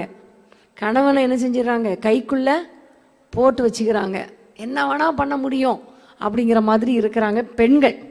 ஆனால் வேதம் சொல்லுகிறது ஃபிசிக்கலி எமோஷ்னலி அவங்க எப்படிப்பட்டவங்க? பலவீனமானவங்க. அதனால் அந்த பலவீனமான இடத்துல நுழைஞ்சா ஈஸியாக அவங்க கவுத்துடலாம் அப்படிங்கிறதுக்காக, கவுந்துருவாங்கங்கிறதுக்காக தான் இந்த சாத்தான் தந்திரமாய் பலவீன பாண்டமான அந்த பெண்களுக்குள் நுழைந்தது. இன்னொரு காரியம் பவுல் சொல்லுகிறார் இந்த பெண்களை குறித்து. அந்த வசனம் எனக்கு இன்னைக்கு வாசித்த பொழுது ரொம்ப ஆச்சரியமாக இருந்தது. 2 தீமோத்தேயு 3ஆம் அதிகாரம், எல்லாரும் எடுத்துக்கொள்ளுங்க. 2 தீமோத்தேயு 3ஆம் அதிகாரம் 6ஆம் 7ஆம் வசனத்தை யாராவது சத்தமாக வாசிக்கிறீங்களா? 2 தீமோத்தேயு 3, 6, 7. பாவங்களால் நிறைந்து பற்பல இச்சைகளால் இழுப்புண்டு எப்போதும் கற்றலும் ஒருபோதும் சத்தியத்தை அறிந்து உணராதவர்களாய் இருக்கிற பெண் பிள்ளைகளுடைய வீடுகளில் இப்படிப்பட்டவர்கள் நுழைந்து. பெண் பிள்ளைகள் எப்படிப்பட்டவங்களாம்? எவ்வளவுதான் கற்றாலும், எவ்வளவுதான் படித்தாலும், அப்படி சொல்லலாம், அனுபவங்கள் மூலமாக கற்றால் கூட, எவ்வளோதான் கற்றாலும் இவங்க என்ன செய்கிறாங்க? உணர்வு கிடையாது. அதனால தான் சாத்தான் தந்திரமாய் இந்த பெண் பிள்ளைகளுக்குள் நுழைகிறாங்க. பெண்களுக்குள் ஏவாளுக்குள் நுழைந்தான். இப்போவும் வேதம் சொல்லுகிறது தவறான மனிதர்கள், தவறான துர்போதனை உள்ளவங்க ஆண்களிடத்தில் போக மாட்டாங்க. வீட்டில் பெண்கள் இருக்கும்போது தான் வருவாங்க. நீங்கள் வேணால் பாருங்களேன், இந்த அட்வர்டைஸ்மெண்ட் இருக்கும்போது பார்த்துருக்கீங்களா? யார் இருக்கும்போது காலையில் வரமாட்டாங்க, நைட்டும் வரமாட்டாங்க, மத்தியான நேரத்தில் தான் வீடை வந்து தட்டுவாங்க. ஏன்னா இவங்க தான் என்ன செய்வாங்க? பார்த்த உடனே எத்தனை முறை அடிப்பட்டாலும், ஏற்கனவே ஒரு ப்ராடக்ட் வாங்கியிருப்பாங்க, மோசமான ப்ராடக்ட்டு, கையில் காசு கொடுத்து வீணாக தான் போச்சு, ஆனாலும் அடுத்த முறை வரும்போது என்ன செஞ்சிருவாங்க? வாங்கிடுவாங்க. இது மாதிரி தான் எல்லாத்தையும் பார்த்து டிவியில் பார்த்தா என்னென்ன பார்க்குறாங்களோ எல்லாத்தையும் வாங்கணும். அதனால தான் மத்தியான நேரங்களில் சில சமயங்களில் சில தவறான உபதேசக்காரர்கள், கிறிஸ்டியன்ஸ் கூட துருபதேசத்தை உள்ளவங்க வீடு வீடாக வரும்போது பெண்களிடத்துல தான் போய் பேசுவாங்க, ஆண்களிடத்துல போய் பேச மாட்டாங்க. அதை பைபிள் அன்னைக்கே சொல்லிருச்சு. ஏன்னா பெண்கள் ஈஸியாக அதில் விழுந்துருவாங்க. இதை முதல்ல தெரிஞ்சு வச்ச சாத்தான் அன்றைக்கே அந்த சாத்தான் ஏவாளுக்குள்ளே நுழைந்தான். ஆனால் இடம் கொடாதீர்கள்னு ஆண்டவர் சொல்லிடுறார். பிசாசுக்கு இடம் கொடுத்தா வந்துடுவான். ஆனால் இந்த பெண் இடம் கொடுக்காமல் இருந்திருந்தால் அன்றைக்கி நல்லா இருந்திருக்கும். ஆனால் ஏவாள் இடம் கொடுத்து விட்டான். இன்றைக்கும் நம்ம பேசுகிறோம், ஏவாள் இடம் கொடுத்துட்டா, இந்த ஏவாளால் நம்ம வாழ்க்கையே போச்சு சொல்கிறோம். ஆனால் இன்றைக்கும் நம்ம இப்படி தான் இருக்கோம். அவ்வளோ மாதிரி தான் அநேக பாவங்களுக்கு, இச்சைகளுக்கு, பிசாசின் கிரியைகளுக்கு நம்ம இடம் கொடுத்துட்றோம். இந்த ஏவாள் இடம் கொடுத்துட்டா. ஆண்டவர் சொல்லுகிறார், கெச்சிக்கிற எவனை விழுங்கலான்னு பிசாசு வகை தேடி சுற்றி திரிந்து கொண்டு இருக்கிறது, கவனமாக இருங்க, ஜாக்கிரதையாக இருங்கன்னு எவ்வளவுதான் விழிப்புணர்ச்சியை உண்டாக்கினாலும் ஈஸியாக பெண்களை என்ன செஞ்சிடலாம், சாத்தான் கவுத்துறதுக்கு அவன் ரொம்ப தயாராக இருக்கிறான். அப்போ அதனால தான் இந்த சாத்தான் தந்திரம் உள்ளவனாய் ஏவாளிடத்துல வந்தான். அவன் நினச்ச மாதிரியே அவன் சாதிச்சிட்டான். பிசாசுக்கு இவள் இடம் கொடுத்துட்டான். அதுக்கப்புறம் பார்த்தீங்கன்னா தன்னுடைய உடல் முழுவதையும் பிசாசின் இச்சைகளுக்கு, தந்திரங்களுக்கு, பாவத்துக்கு அடிமையாக்கும்படி தன்னை ஒப்பு கொடுத்தாள். பார்த்தீங்கன்னா அவள் சொல்கிறா, இது புசிப்புக்கு இன்பமானது. 3 அதிகாரத்தில் 6ஆம் வசனத்தை நீங்கள் பார்த்தீங்கன்னா, புசிப்புக்கு நல்லது, பார்வைக்கு இச்சிக்கிறதா இருக்குது, இதை சாப்பிட்டா கண்டிப்பாக என் புத்தி என்ன செஞ்சிடும், தெளிஞ்சிரும். இப்படியெல்லாம் நினச்சி சாத்தான் சொன்ன வார்த்தைக்கு கீழ்ப்படிந்து அவள் அந்த பழத்தை பார்க்குறா. அப்போ பார்க்கும்போது எது பாவத்தில் விழுது, கண்கள் பாவத்தில் விழுது. அதுக்கப்புறம் வாயில் என்ன செய்கிறா, புசிக்கிறா. புசிக்கும்போது ஒரு பக்கம் பறிக்கும்போது கை பாவத்தை செய்து, 3வது புசிக்கும்போது அவளுடைய வாய் பாவம் செய்து, அதுக்கப்புறம் அந்த திரும்ப பறித்து தன்னுடைய புருஷனுக்கு கொடுக்கும்போது அவளுடைய இருதயம் பாவத்துக்குள்ளே வருது. இப்படி அவளுடைய ஹோல் பாடியும் தன்னை ஆண்டு கொள்வதற்கு இந்த ஏவாள் அர்ப்பணித்து விட்டாள். 1 யோவானில் ஒரு அருமையான வசனம் உண்டு. 2ஆம் அதிகாரம் 16ஆம் வசனத்தில், கண்களின் இச்சை, மாமிசத்தின் இச்சை, ஜீவனத்தின் பெருமை, இதற்கு நீங்கள் விலகி இருக்க வேண்டும் என்று வேதம் சொல்லுகிறது. ஆகவே இன்றைக்கு இந்த ஏவாளை குறித்து நான் ஏன் உங்களுக்கு சொல்கிறேன்னா, ஏவாளை போல நம்ம என்ன செய்யக்கூடாது, வாழக்கூடாது. ஏவாளுக்கு பேர் ஜீவனுள்ளோர், எல்லாருக்கும் தாய். அவள் ஒரு தாயாக இருக்கும்படி, ஒரு மாடலாக இருக்கும்படி, அவள் ஒரு ஆசீர்வாதமாய், சந்ததிக்கு ஆசீர்வாதமாய் இருக்கும்படி கர்த்தர் உருவாக்கினார். ஆனால் அவள் தன்னுடைய சரீரத்தை பாவத்துக்கு இடம் உண்டாக அவள் விட்டு விட்டாள். அடுத்தது 3ஆம் அதிகாரம் 6ஆம் வசனத்தை பார்த்தீங்கன்னா, பறித்தாள், புசித்தாள். அவள் அந்த நேரத்தில் தன்னுடைய கணவரிடத்தில் ஆலோசனை கேட்கல, யார்கிட்டையும் ஆலோசனை கேட்கல. இப்படி சர்ப்பம் சொல்லுது, நான் இதை புசிக்கலாமா, பறிக்கலாமா? ஹஸ்பண்ட்கிட்ட கேட்டிருந்தா கண்டிப்பாக அவர் என்ன திரும்ப சொல்லியிருப்பார், ஏற்கனவே நான் உனக்கு சொல்லியிருக்கிறேன், இந்த ஆண்டவர் சொல்லியிருக்கிறார், இது புசிக்கக்கூடாதுன்னு. இப்போ ஏவாள்கிட்ட ஆண்டவர் சொன்னாரா, ஆதாம் கிட்ட சொன்னாரா இந்த வார்த்தையை, நீங்கள் இந்த புசிக்கக்கூடாதுன்னு? யாராவது சொல்லுங்க பார்க்கலாம். 2 பேர்கிட்டையும் சொன்னாரா? ஆதாம் கிட்ட தான் சொன்னார். அந்த வார்த்தை சொல்லும்போது ஏவாள் உருவாக்கப்படவே இல்லை. ஆதாமை கர்த்தர் உருவாக்கி அவனிடத்துல சொல்றாரு, இந்த எல்லாத்தையும் நீங்க புசிக்கலாம், இந்த தோட்டத்தில் இருக்கிற எல்லா கனியையும் புசிக்கலாம், ஆனால் இந்த நடுவில் இருக்கிற நன்மை தீமை அறியக்கூடிய கனியை மட்டும் என்ன செய்யக்கூடாது, புசிக்க கூடாது என்று சொல்லும்போது ஏவாள் உருவாக்கப்படவில்லை. அப்போ கண்டிப்பாக அதுலேருந்து என்ன தெரிகிறதுனா, ஒருவேளை அவள் அவனுடைய சரீரத்திலே இருந்ததுனால ஒருவேளை அந்த எலும்புகளுக்கு அது கேட்டிருக்கலாம். அல்லவென்றால் இவன் ஆதாம் சொல்லி இருக்கணும் தன்னுடைய மனைவியை பார்த்து, இங்கே நீ எல்லாத்தையும் எல்லாம் அனுபவிக்கலாம், என்ன வேணால் செய்யலாம், ஆனால் இதை மட்டும் என்ன செய்யக்கூடாது, பறிக்கக்கூடாது, அதை தொடக்கூடாதுன்னு சொல்லி இருக்கலாம். ஆனால் அதை பறிக்கணுங்கிற எண்ணம் வரும்பொழுது அவன் கடவுளிடத்தில் போய் ஒன்று ஆண்டவரிடத்தில் கேட்டிருக்கணும், இல்லைன்னா தன்னுடைய கணவரிடத்தில் கேட்டிருக்கணும். யார்கிட்டையுமே ஆலோசனை பண்ணாமல் அவள் தானாக பாவத்தில் விழுந்து விட்டாள். அப்போது எப்போவுமே பெண்கள் யாரானாலும் சரி, கணவர்கள்னாலும் சரி, ஆண்கள்னாலும் பெண்கள்னாலும் சரி, தனியாக தானாகவே ஒரு டிசிஷன் எடுத்தீங்கன்னா அது கண்டிப்பாக அது ராங்காக தான் முடியும். ஏனென்றால் அது நம்முடைய சிந்தனையின் அடிப்படையில், சூழ்நிலையின் அடிப்படையில் நம்ம எப்போவுமே டிசைட் பண்ணிடுவோம். அனைவரும் சொல்லுவாங்க, கோபமாக இருக்கும்போது என்ன செய்யாதீங்க, டிசிஷன் எடுக்காதீங்க, அது எப்போவுமே சேடாக கவலையில் தான் முடியும். அதை பற்றி யாரையாவது பற்றி ஒரு பயங்கர எரிச்சலில் இருக்கும்போது நீங்கள் பேசாதீங்க. நீங்கள் பேசுகிற வார்த்தை தப்பாக தான் முடியும். அப்போ ஒரு டிசிஷன் எடுக்கும் பொழுது, ஒரு தீர்மானம் எடுக்கும் பொழுது, ஒரு காரியத்தை செய்யணும்னு நினைக்கும் பொழுது பெண்கள், வாலிப பிள்ளைங்க பெற்றோரிடத்தில் கேட்கணும். திருமணமான பெண்கள் கணவரிடத்தில் கேட்கணும். கணவர்கள் எங்கே கேட்கணும்? ஆண்டவர்கிட்ட கேட்கணும். ஆமென். ஆண்டவரிடத்தில் கேட்டுட்டு அதுக்கப்புறம் மனைவிகளிடத்தில் ஆலோசனை கேட்கலாம். ஏனென்றால் நல்ல ஆலோசனைக்காரியாய் மனைவி இருக்கணும்னு வேதம் சொல்லுகிறது. ஸோ நல்ல ஆலோசனை கொடுக்குற ஒரு பெண்ணாக இருந்தால், மனைவியாக இருந்தால், ஆண்டவரிடத்தில் கேட்டுட்டு மனைவியிடத்துலையும் கேட்டு கண்டிப்பாக அதை டிசைட் பண்ணால் அது ஒரு நல்ல டிசிஷனாக இருக்கும் குடும்பத்தை கட்டுவதற்கு. பெண்கள் குறிப்பாக இந்த ஏவாளை மாதிரி தானாகவே டிசிஷன் எடுக்கக்கூடாது. சாராள் வாழ்க்கையில் கூட பார்த்தீங்கன்னா பிள்ளை இல்லை, ஆண்டவரிடத்தில் கேட்டிருக்கலாம், கேட்கல. புருஷன்கிட்ட கேட்டிருக்கலாம், நமக்கு பிள்ளை இல்லையே என்ன செய்கிறது, கஷ்டமாக இருக்குன்னு சொல்லியிருந்தா அவன் சொல்லியிருப்பான், கர்த்தர் வாக்கு பண்ணி இருக்கிறார், வாக்கு மாறாதவர்னு சொல்லியிருப்பான். அதெல்லாம் விட்டுட்டு எனக்கு இப்போ பிள்ளை வேணும், அதனால நீ ஆகாரை சேரும் என்று சொல்லி தன்னுடைய கணவனை தானே ஒரு டிசிஷன் எடுத்தது மட்டும் இல்லாமல் கணவனையும் பாவத்துக்கு நேராக தள்ளிவிட்டாள். இந்த ஏவாளை போல. ஏவாளும் தானே பறித்தா தானே புசித்தா, ஒரு வார்த்தை கூட பேசாமல் கணவனுக்கும் கொடுத்துட்டான், கணவனையும் பாவத்துக்குள்ளே தள்ளிட்டான். இது இன்னைக்கு ரொம்ப பெரிய காரியம்.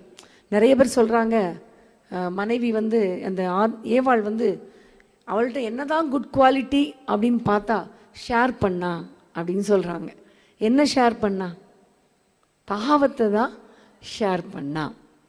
உண்மையாலே அன்பான தேவனுடைய பிள்ளைகளே, நம்முடைய டிசிஷன் எடுக்கும் பொழுது நம்ம செயல்படுத்தி பிள்ளைகளோடு, கணவனோடு, பெற்றோரோடு நம்ம கொஞ்சம் ஆலோசனை பண்ணி, தேவனோடு ஆலோசனை பண்ணி ஒரு டிசைட் பண்ணும்போது கண்டிப்பாக நம்முடைய வாழ்க்கை ஆசீர்வாதமாக இருக்கும்.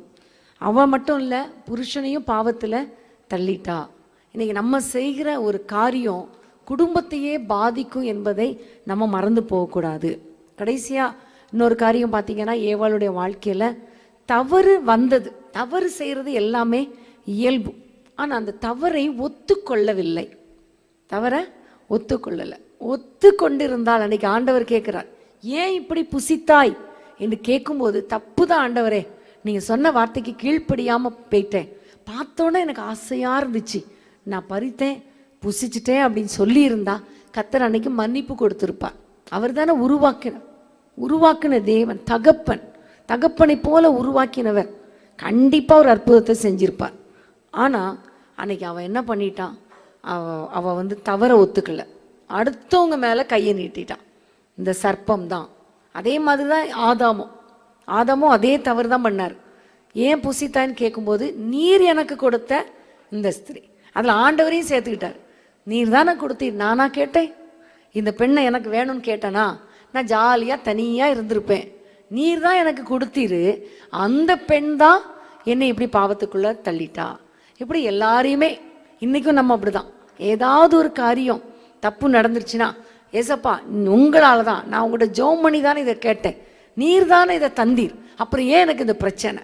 நிறைய பேர் சொல்லுவாங்க, திருமண காரியங்களில் ஆண்டவரிடத்தில் ஜெபம் பண்ணி தான் டிசைட் பண்ணோம், ஆனால் ஏன் இந்த பிரச்சனை?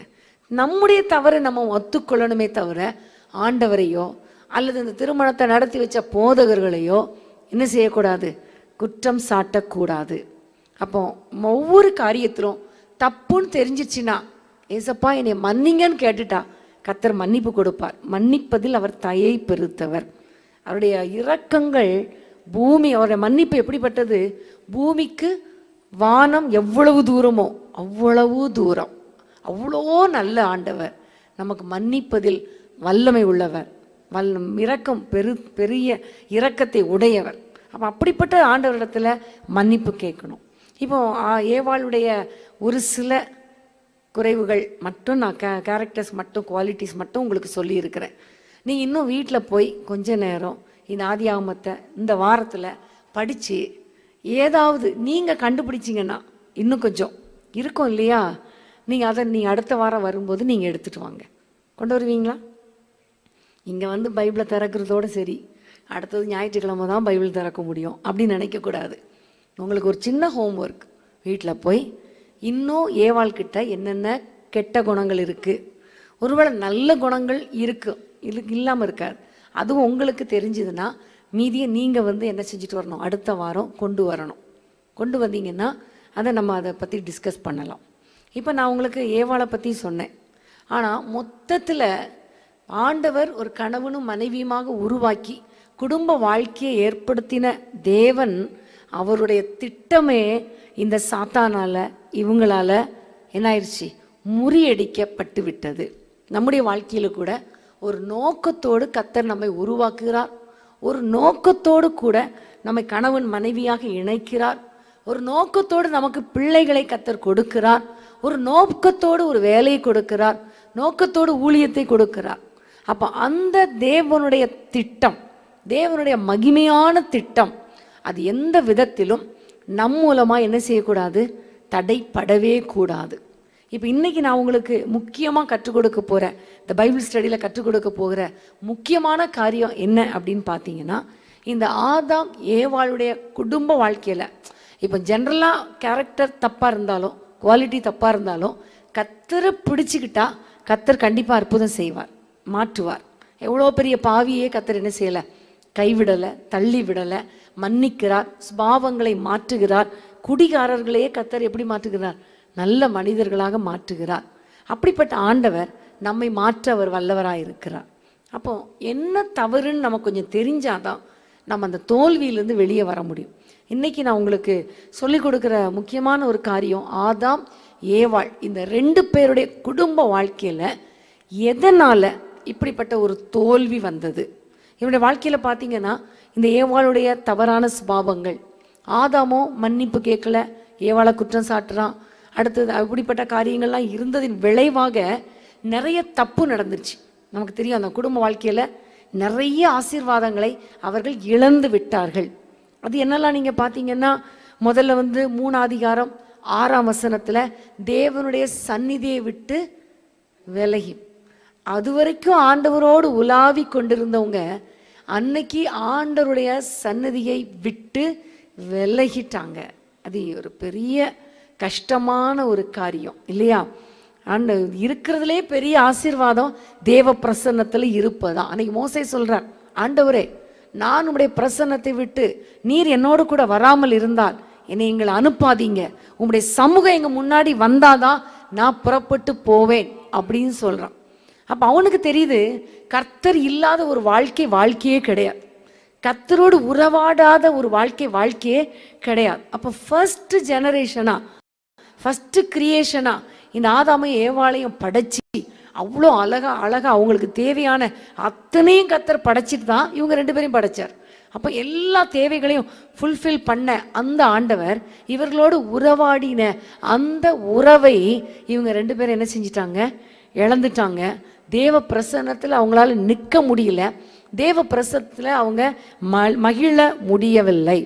அப்புறம் 3ஆம் அதிகாரம் கடைசியில் பார்த்தீங்கன்னா, கர்த்தர் சாபங்களை கொடுக்கிறார். அது வரைக்கும் நல்ல சந்தோஷமா அவங்க வேலை செஞ்சிட்டு இருந்தாங்க. இந்த பாவம் உட்பிரவேசித்த பிறகு ஆண்டவர் சொல்லுகிறார், நீ வேர்வை சிந்திதான் உழைச்சா கூட அதுக்கு பலன் சரியா கிடைக்காது. பூமி விளைச்சலை கொடுப்பதற்கு பதிலாக முள்ளு கிடைக்கும், எல்லாமே இருக்கும். பெண்ணை பார்த்தீங்கன்னா, ஏவலை பார்த்து ஆண்டவர் சொல்லுகிறார், நீ நல்ல நீ குழந்தை பிறக்கும்போது வேதனையோடு தான் நீ பிள்ளையை பெற்றெடுப்பாய் அப்படின்னு சொல்லிட்டு ஒரு காரியம் சொல்கிறார். அது வரைக்கும் 2 பேரையுமே ஆண்டவர், நீ 2 பேரையும் பார்த்தா ஆண்டவர் சொன்னார், நீங்கள் 2 பேரும் ஆண்டு கொள்ளுங்கள். ஆளுகையை பெண்களுக்கும் ஆண்களுக்கும் சரிசமமாக தான் கொடுத்தார் கிரியேஷனில். ஃபஸ்ட்டு பார்த்தீங்கன்னா 2 பேரையும் பார்த்து கர்த்தர் சொல்லுகிறார், நீங்கள் 2 பேரும் என்ன செய்யுங்க, ஆண்டு கொள்ளுங்கள் அப்படின்னு தான் சொன்னார். ஆனால் இந்த பெண் பாவம் செய்ததினால ஆண்டவர் சொல்லுகிறார், உன் ஆசை உன் புருஷனை பற்றி இருக்கும், அவன் உன்னை ஆண்டு கொள்வான்.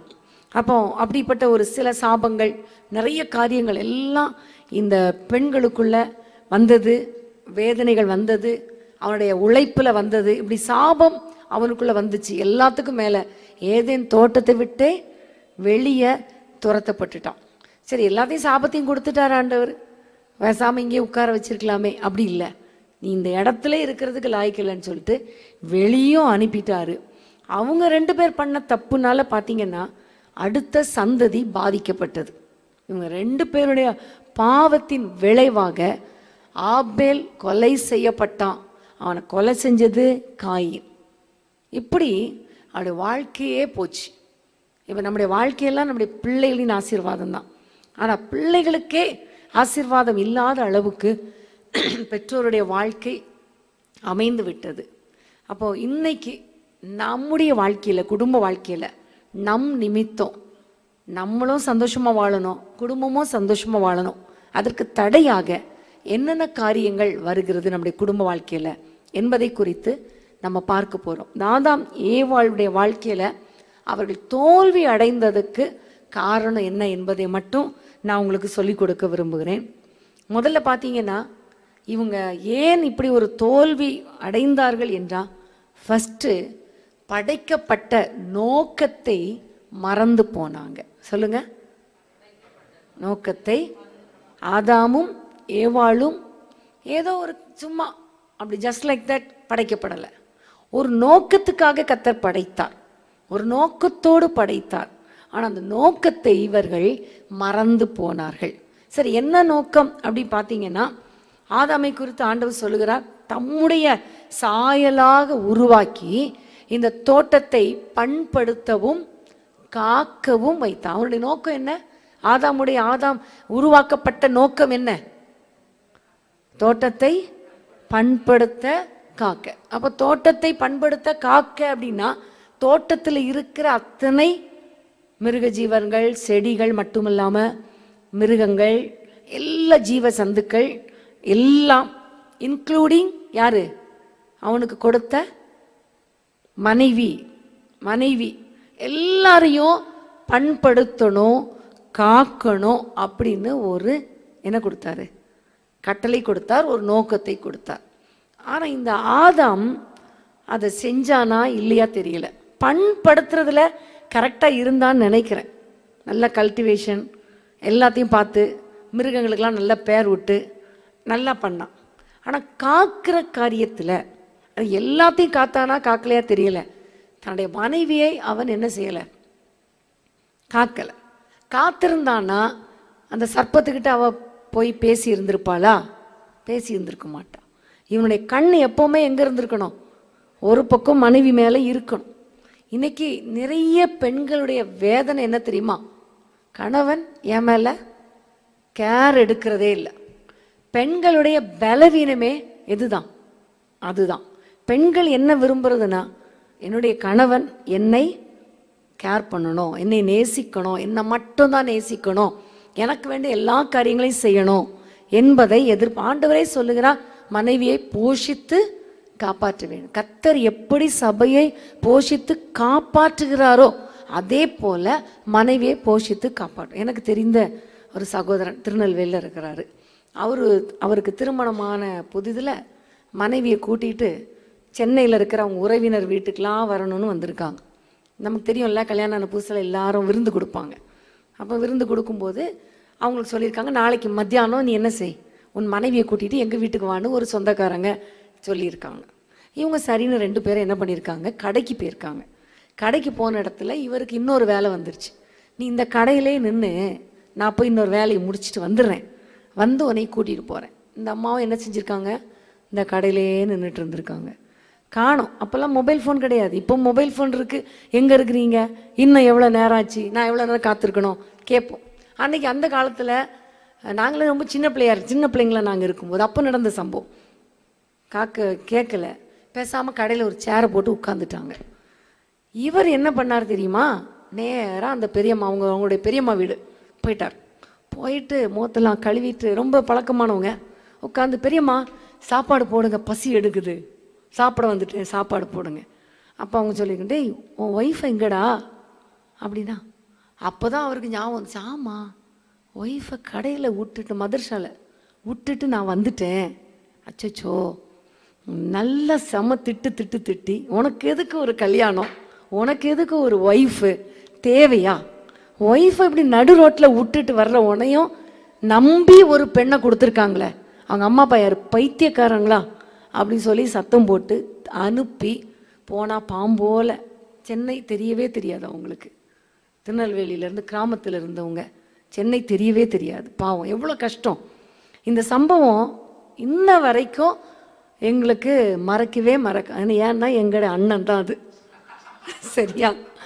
அதனால இன்னைக்கு இதே மாதிரி நிறைய பேர் இருக்காங்க. கொஞ்சம் கேர்ஃபுல்லாக இருக்கணும். ஏதோ என் கேரக்டர் இப்படி தான், என்ன கேரக்டர் நான் மாற்ற முடியாது அப்படின்னா எதுக்கு நீ கல்யாணம் பண்ணணும்? பண்ணாமல் சன்னியாசியாக போயிருக்கலாமே. உனக்கு கர்த்தர் கொடுத்த டியூட்டி என்ன? மனைவியை நேசிக்கணும், மனைவியை போஷிக்கணும், மனைவியை காப்பாற்றணும். அவளுக்கு என்ன வேணும், அவளுக்கு என்ன தேவை, ஒரு கணவனாக இருந்து செய்ய வழி இல்லைன்னா அப்புறம். ஆனால் மனைவிகள் கண்டிப்பாக விட்டுட்டு போக மாட்டாங்க. தோட்டத்தை விட்டு துரத்தப்பட்டால் கூட என்ன செஞ்சிருவாங்க? கூடயே தான் போவாங்க. அன்றைக்கி ஆதாம் கூடயே ஏவாள் போனது போல. அன்பான சகோதரர்களே, உங்களுக்கு கர்த்தர் கொடுத்த திருமணமானவர்களே, கர்த்தர் கொடுத்த உங்கள் மனைவியை நீங்கள் என்ன செய்யணும்? காப்பாற்றணும். வாலிபர்கள் வந்திருந்தா ஃப்யூச்சரில் எப்படி நடக்கணுங்கிறத இங்கே கொஞ்சம் கற்றுக்கோங்க, சரியா? ரொம்ப ஜாக்கிரதையாக இருக்கணும். ஆனால் இன்றைக்குள்ள தம்பிமாரெலாம் ரொம்ப ஸ்மார்ட்டாக தான் இருக்காங்க. இன்றைக்கி திருமணமாகிற பிள்ளைங்களெல்லாம் நான் பார்க்குறேன், ரொம்ப நல்லா மனைவியை கேர் எடுக்கிறாங்க, கவனிக்கிறாங்க, மனைவியுடைய பேக்கையும் தூக்கி போட்டுக்கிறாங்க, பிள்ளையும் தூக்கிக்கிறாங்க, எல்லாத்தையும் கவனிச்சிக்கிறாங்க. மனைவிகள் விட்டுட்டு போகாமல் இருந்தால் சரிதாங்கிற மாதிரி இருக்குது. ஆனாலும் அதுலேயும் சிலர் இருக்கிறாங்க இப்படிப்பட்டவங்க, காக்க தவறியவர்கள். ஒரு ஆதாமை கர்த்தர் உருவாக்குனதுக்கு காரணம் தன்னுடைய மனைவியை காப்பாற்றுவதற்காக. காக்க தவறிட்டான். அவன் ஒழுங்காக கேர்ஃபுல்லாக பார்த்துருந்தா இவன் யார்கிட்ட பேசிகிட்டு இருக்கா. ஆனால் சிலருக்கு சந்தேகம் மட்டும் வந்துடும், யார்கிட்ட இவன் பேசுகிறா ஃபோனில். இவர் காப்பாற்ற மாட்டார், கவனிக்க மாட்டார், பேச மாட்டார். ஆனால் அவன் மட்டும் யார்கிட்டயாவது பேசுனா இவன் யார்கிட்ட பேசுகிறா, அந்த சந்தேகம் வந்துடும். இவன் கொஞ்சம் கவனமாக பார்த்துருந்தா, ஐயையோ தவறான நபர்கிட்ட பேசிகிட்டு இருக்காளே, சர்ப்பத்தில் அது வரைக்கும் சர்ப்பம்லாம் ஊர்ந்து இப்படி போல நேராக தான் நின்றுருக்கு. ஏன்னா அதனால தான் அதுக்கப்புறம் சாபத்துக்கு பிறகு தானே நீ மண்ணில் ஊர்ந்து போவாயின்னு சொல்கிறாரு. அப்போ என்ன இது என்ன பேசிகிட்டு இருக்கா அப்படின்னு கொஞ்சம் கவனிச்சிருந்தா கூட்டிகிட்டு வந்திருக்கலாம் இல்லையா? அப்போ காக்க தவறி விட்டான். நோக்கம், படைத்த நோக்கத்தை அவன் மறந்து விட்டான். அதே போல ஏவாள் படைக்கப்பட்ட நோக்கம் என்ன சொல்லுங்க? இது பைபிள் கிளாஸில் ஸ்கூலில் டீச்சர் கேட்குற மாதிரி தான் கேட்குறேன். ஏவாளை உருவாக்கின நோக்கம் என்ன?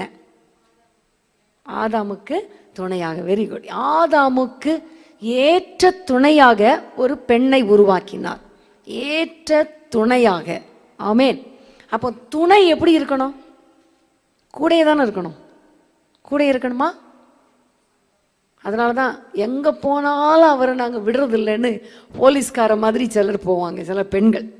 அப்படி இல்லை, எப்பொழுதுமே தன்னுடைய கணவன் மேலே ஒரு அக்கறை, ஒரு கரிசனை, அவருக்கு வேண்டிய காரியங்களை கவனிப்பது, கூட இருப்பது, துணையாக இருப்பது, ஆலோசனைக்காரியாக இருப்பது, ஒரு தாயை போல, ஒரு மனைவியை போல, ஒரு ஃப்ரெண்டு போல இருக்க வேண்டும் என்பதற்காகத்தான் ஆண்டவர் ஏவாளை கர்த்தர் உருவாக்கினார். ஆமேன்.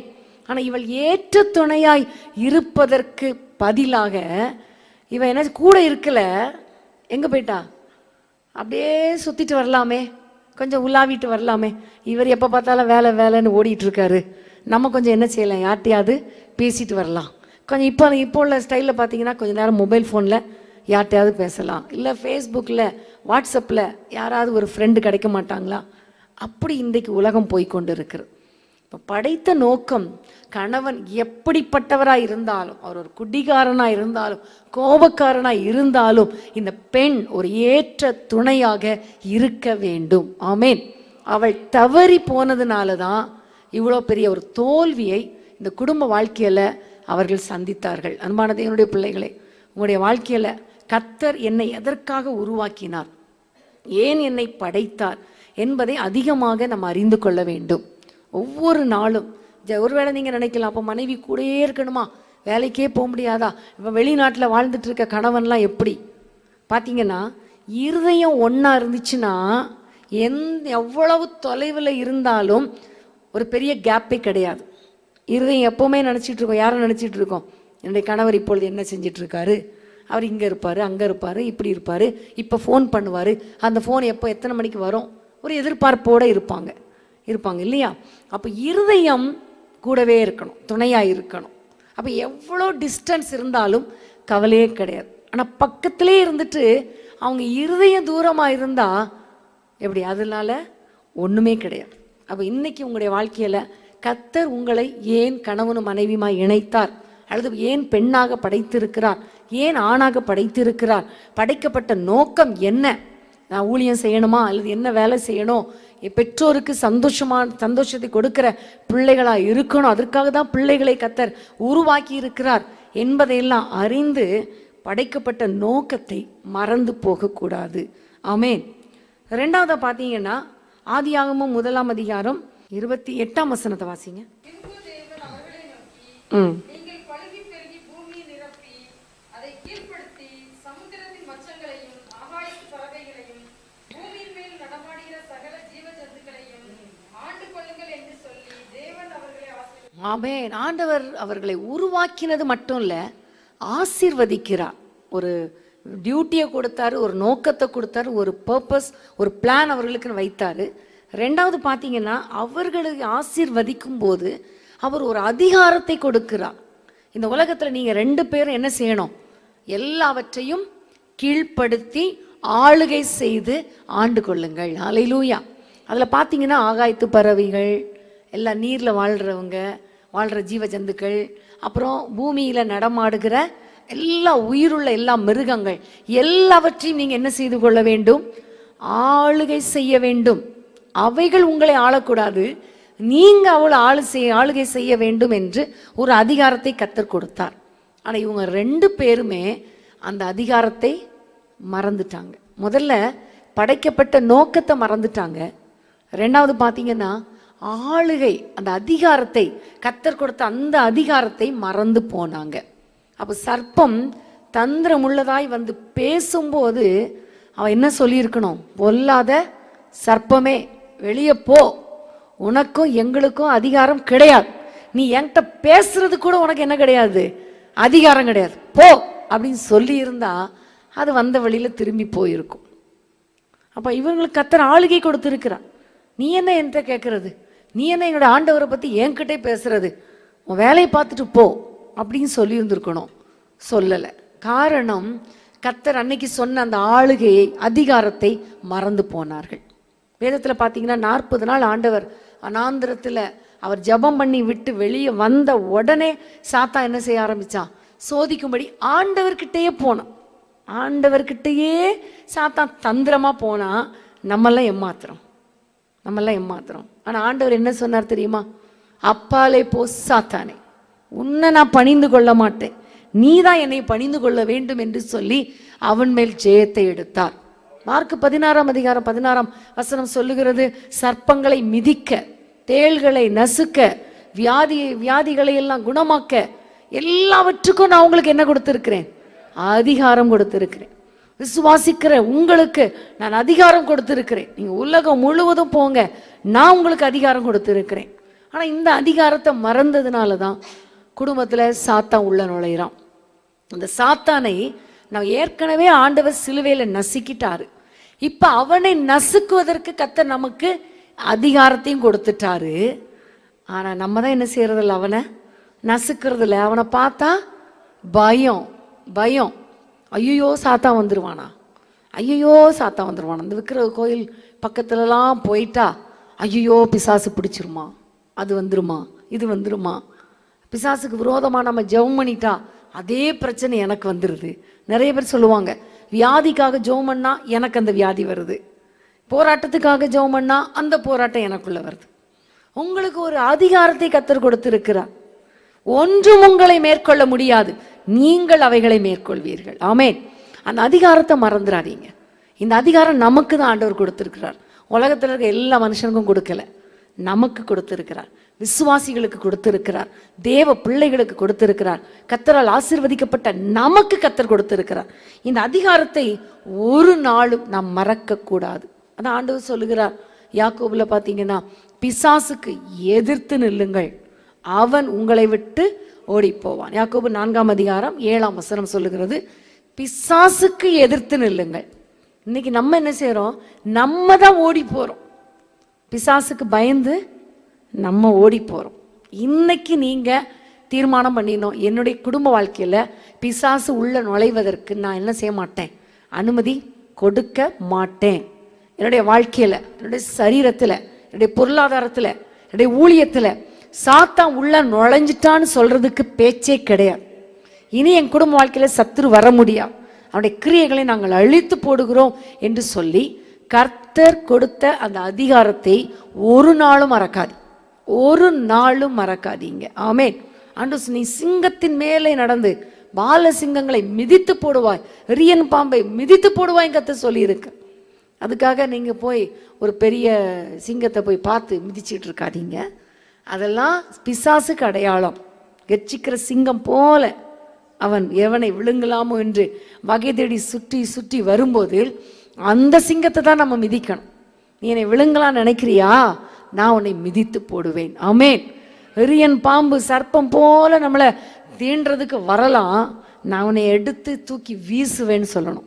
அதுக்காக போய் விஷ பரிச்சை பண்ணிடாதீங்க, ரோட்டில் போகிற பாம்பை பிடிச்சி கையில் பிடிச்சிடாதீங்க.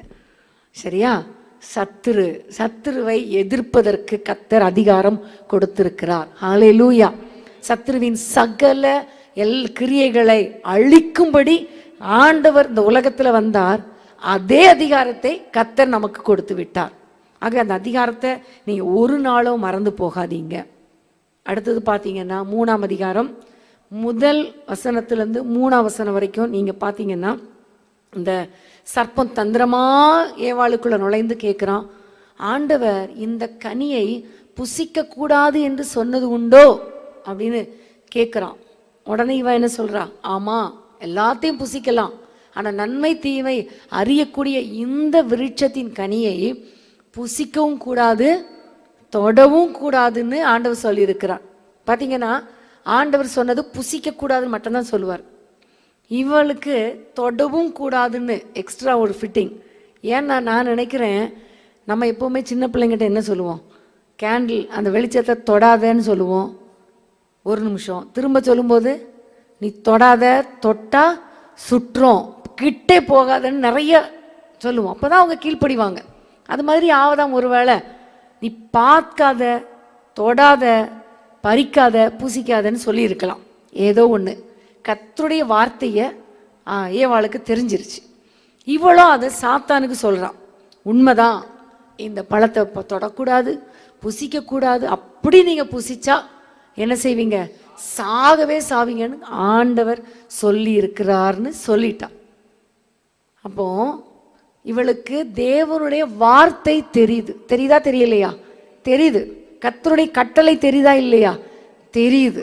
ஆனா சாத்தான் நைஸா அவன் பேசி, நீ சாக மாட்டீங்க, நீங்க கண்கள் திறக்கப்பட்டு தேவர்களை போல இருப்பீங்க. அதாவது உண்மைதான். இந்த சாப்பிடும்போது அந்த சரீரம் சாக போறதில்ல, உள்ள இருக்கிற ஆத்துமா தான் என்ன செய்யும், சாகும். பாவம் செய்கிற ஆத்துமா சாகும் தான் பைபிள் சொல்லப்பட்டு இருக்கிறது பைபிள்ல. அப்ப அந்த ஆத்துமா செத்துரும். ஆத்துமா மரணம் தான் ரொம்ப மோசமானது, பொல்லாதது.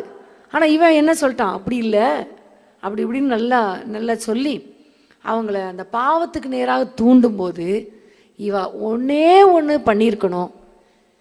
கர்த்தர் சொல்லி இருக்கிறார், என் வேலை அவருக்கு கீழ்ப்படுகிறதானே தவிர உனக்கு நான் கீழ்ப்படுகிறது இல்லை அப்படின்னு சொல்லி இருந்திருக்கலாம். அப்போ தேவனுடைய வசனம் தெரியுது, வார்த்தை தெரியுது, ஆனால் அது கீழ்ப்படுகிறதுக்கு மறந்து போய்விட்டான். அது மறந்துடுச்சு. கீழ்ப்படியணுங்கிற எண்ணம் அவளுக்கு இல்லாமலே போயிடுச்சு. அன்பான தேவனுடைய பிள்ளைகளே, வசனம் தெரியாமல் யார் தான் இருக்கும்? யார் தான் இருக்கும்? எல்லாருக்கும் வசனம் தெரியும். பைபிள் படித்தா வசனம் தெரியுது. இங்கே வந்தால் நிறைய, வாரத்தில் 2 நாள், சர்ச்சுக்கு போனால் வாரத்தில் 1 நாள், எவ்வளோ வசனம். வீட்டில் டிவி ஆன் பண்ணால், ஃபோனில் யூடியூப்பில் எவ்வளோ வசனங்கள், எல்லாமே தெரியுது, தெரிலன்னு சொல்ல முடியாது. ஆனால் அந்த வசனங்களுக்கு கீழ்ப்படிய தெரியுதா? அதான் முக்கியம். இந்த வசனத்துக்கு கீழ்ப்படுகிறதுக்கு தான் நம்ம என்ன செஞ்சிடறோம், மறந்து விடுகிறோம். தெரியுது, பொய் சொல்லக்கூடாதுன்னு தெரியுது, ஆனால் அந்த சூழ்நிலை வரும்போது மறந்துடுது, போய் சொல்லிடுறோம். பெருமையே படக்கூடாதுன்னு நமக்கு தெரியும். பெருமை உள்ளவர்களுக்கு தேவன் எதிர்த்து நிற்கிறார் தெரியும், வசனம் தெரியும். வசனம் தெரியாதுன்னு சொல்லலை. இந்த இவளுக்கு சொன்னதுண்டோ, ஆண்டவர் சொன்னாரோ கேட்டா ஆமாமா சொன்னாருன்னு சொல்றான். ஆனா வசனம் தெரியும், கீழ்ப்படியலை. பெருமை பாராட்டக்கூடாதுன்னு தெரியுது, ஆனா யாராவது நம்மளை வந்து புகழ்ந்துட்டா கால் என்ன செய்ய மாட்டேங்குது, கீழே நிற்க மாட்டேங்குது. அப்போ பாருங்க, ஒவ்வொரு காரியத்திலும் வேதத்தில் பார்த்தீங்கன்னா குடும்ப வாழ்க்கைக்கு தேவையான நிறைய போதனைகள் எபேசியர் 5ஆம் அதிகாரம், கொலோசியர் 3ஆம் அதிகாரம், 1 பேதுரு 3ஆம் அதிகாரம் எல்லாத்துலேயும் பார்த்தீங்கன்னா மனைவிகள் எப்படி இருக்கணும், புருஷருக்கு மனைவிகள் என்ன செய்யணும், வசனமே தெரியலையே, கீழ்ப்படியணும். வெரி குட், கீழ்ப்படியணும் தெரியுது, ஆனால் அதுக்கு கீழ்ப்படிய மறந்து போகுது. கோபம் வரும்போது என்ன செஞ்சிருது, நீ யாருடா உனக்கு என்னடா கீழ்ப்படுகிறது அப்படிங்கிற மாதிரி இன்னைக்கு ஆயிடுது நிறைய பெண்கள்.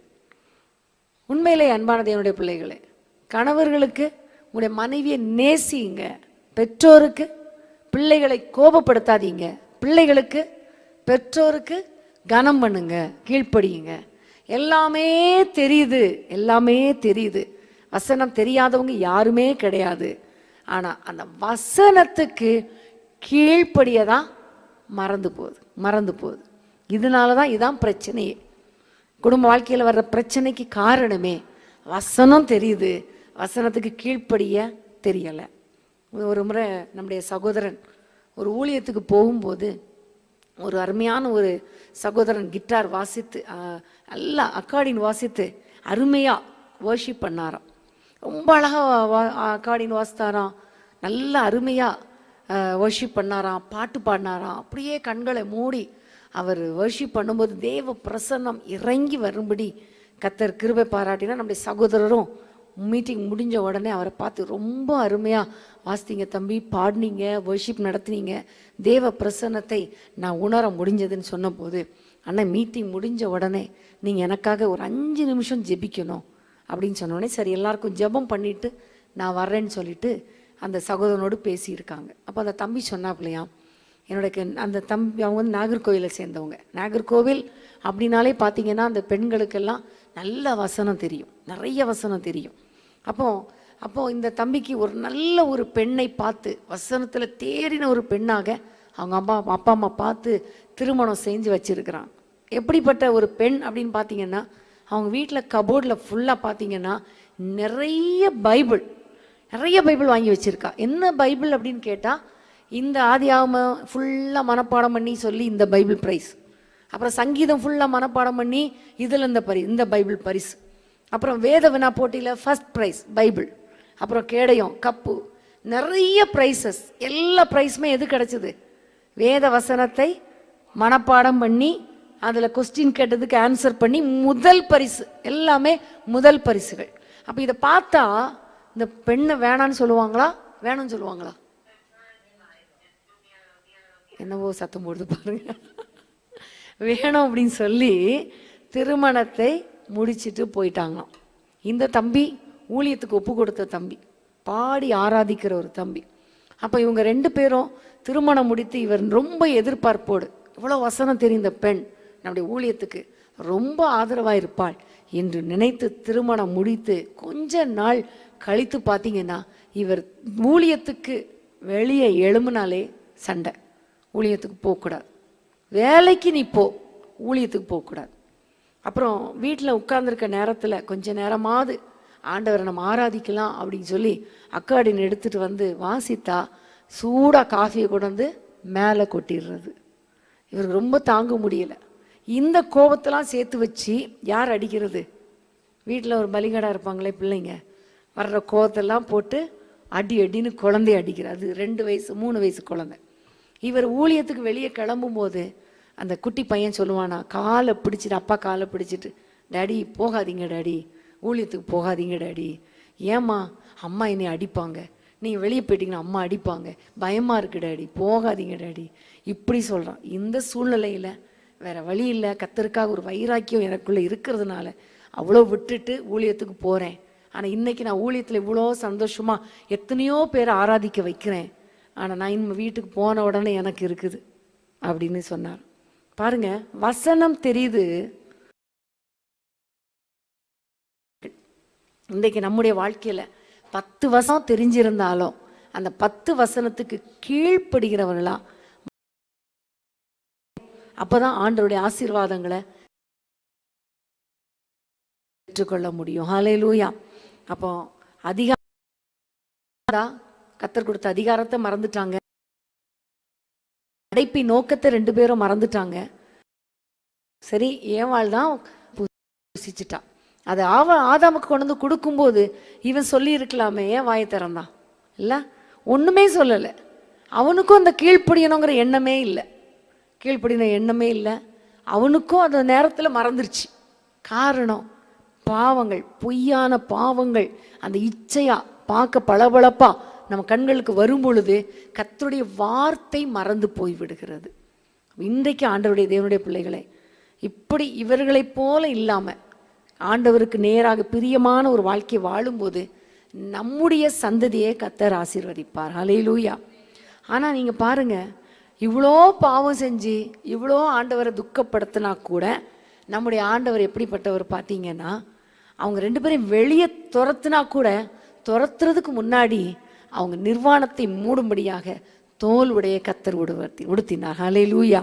நம்முடைய ஆண்டவர் எப்பவுமே நம்முடைய பாவங்களை பார்க்க மாட்டார்.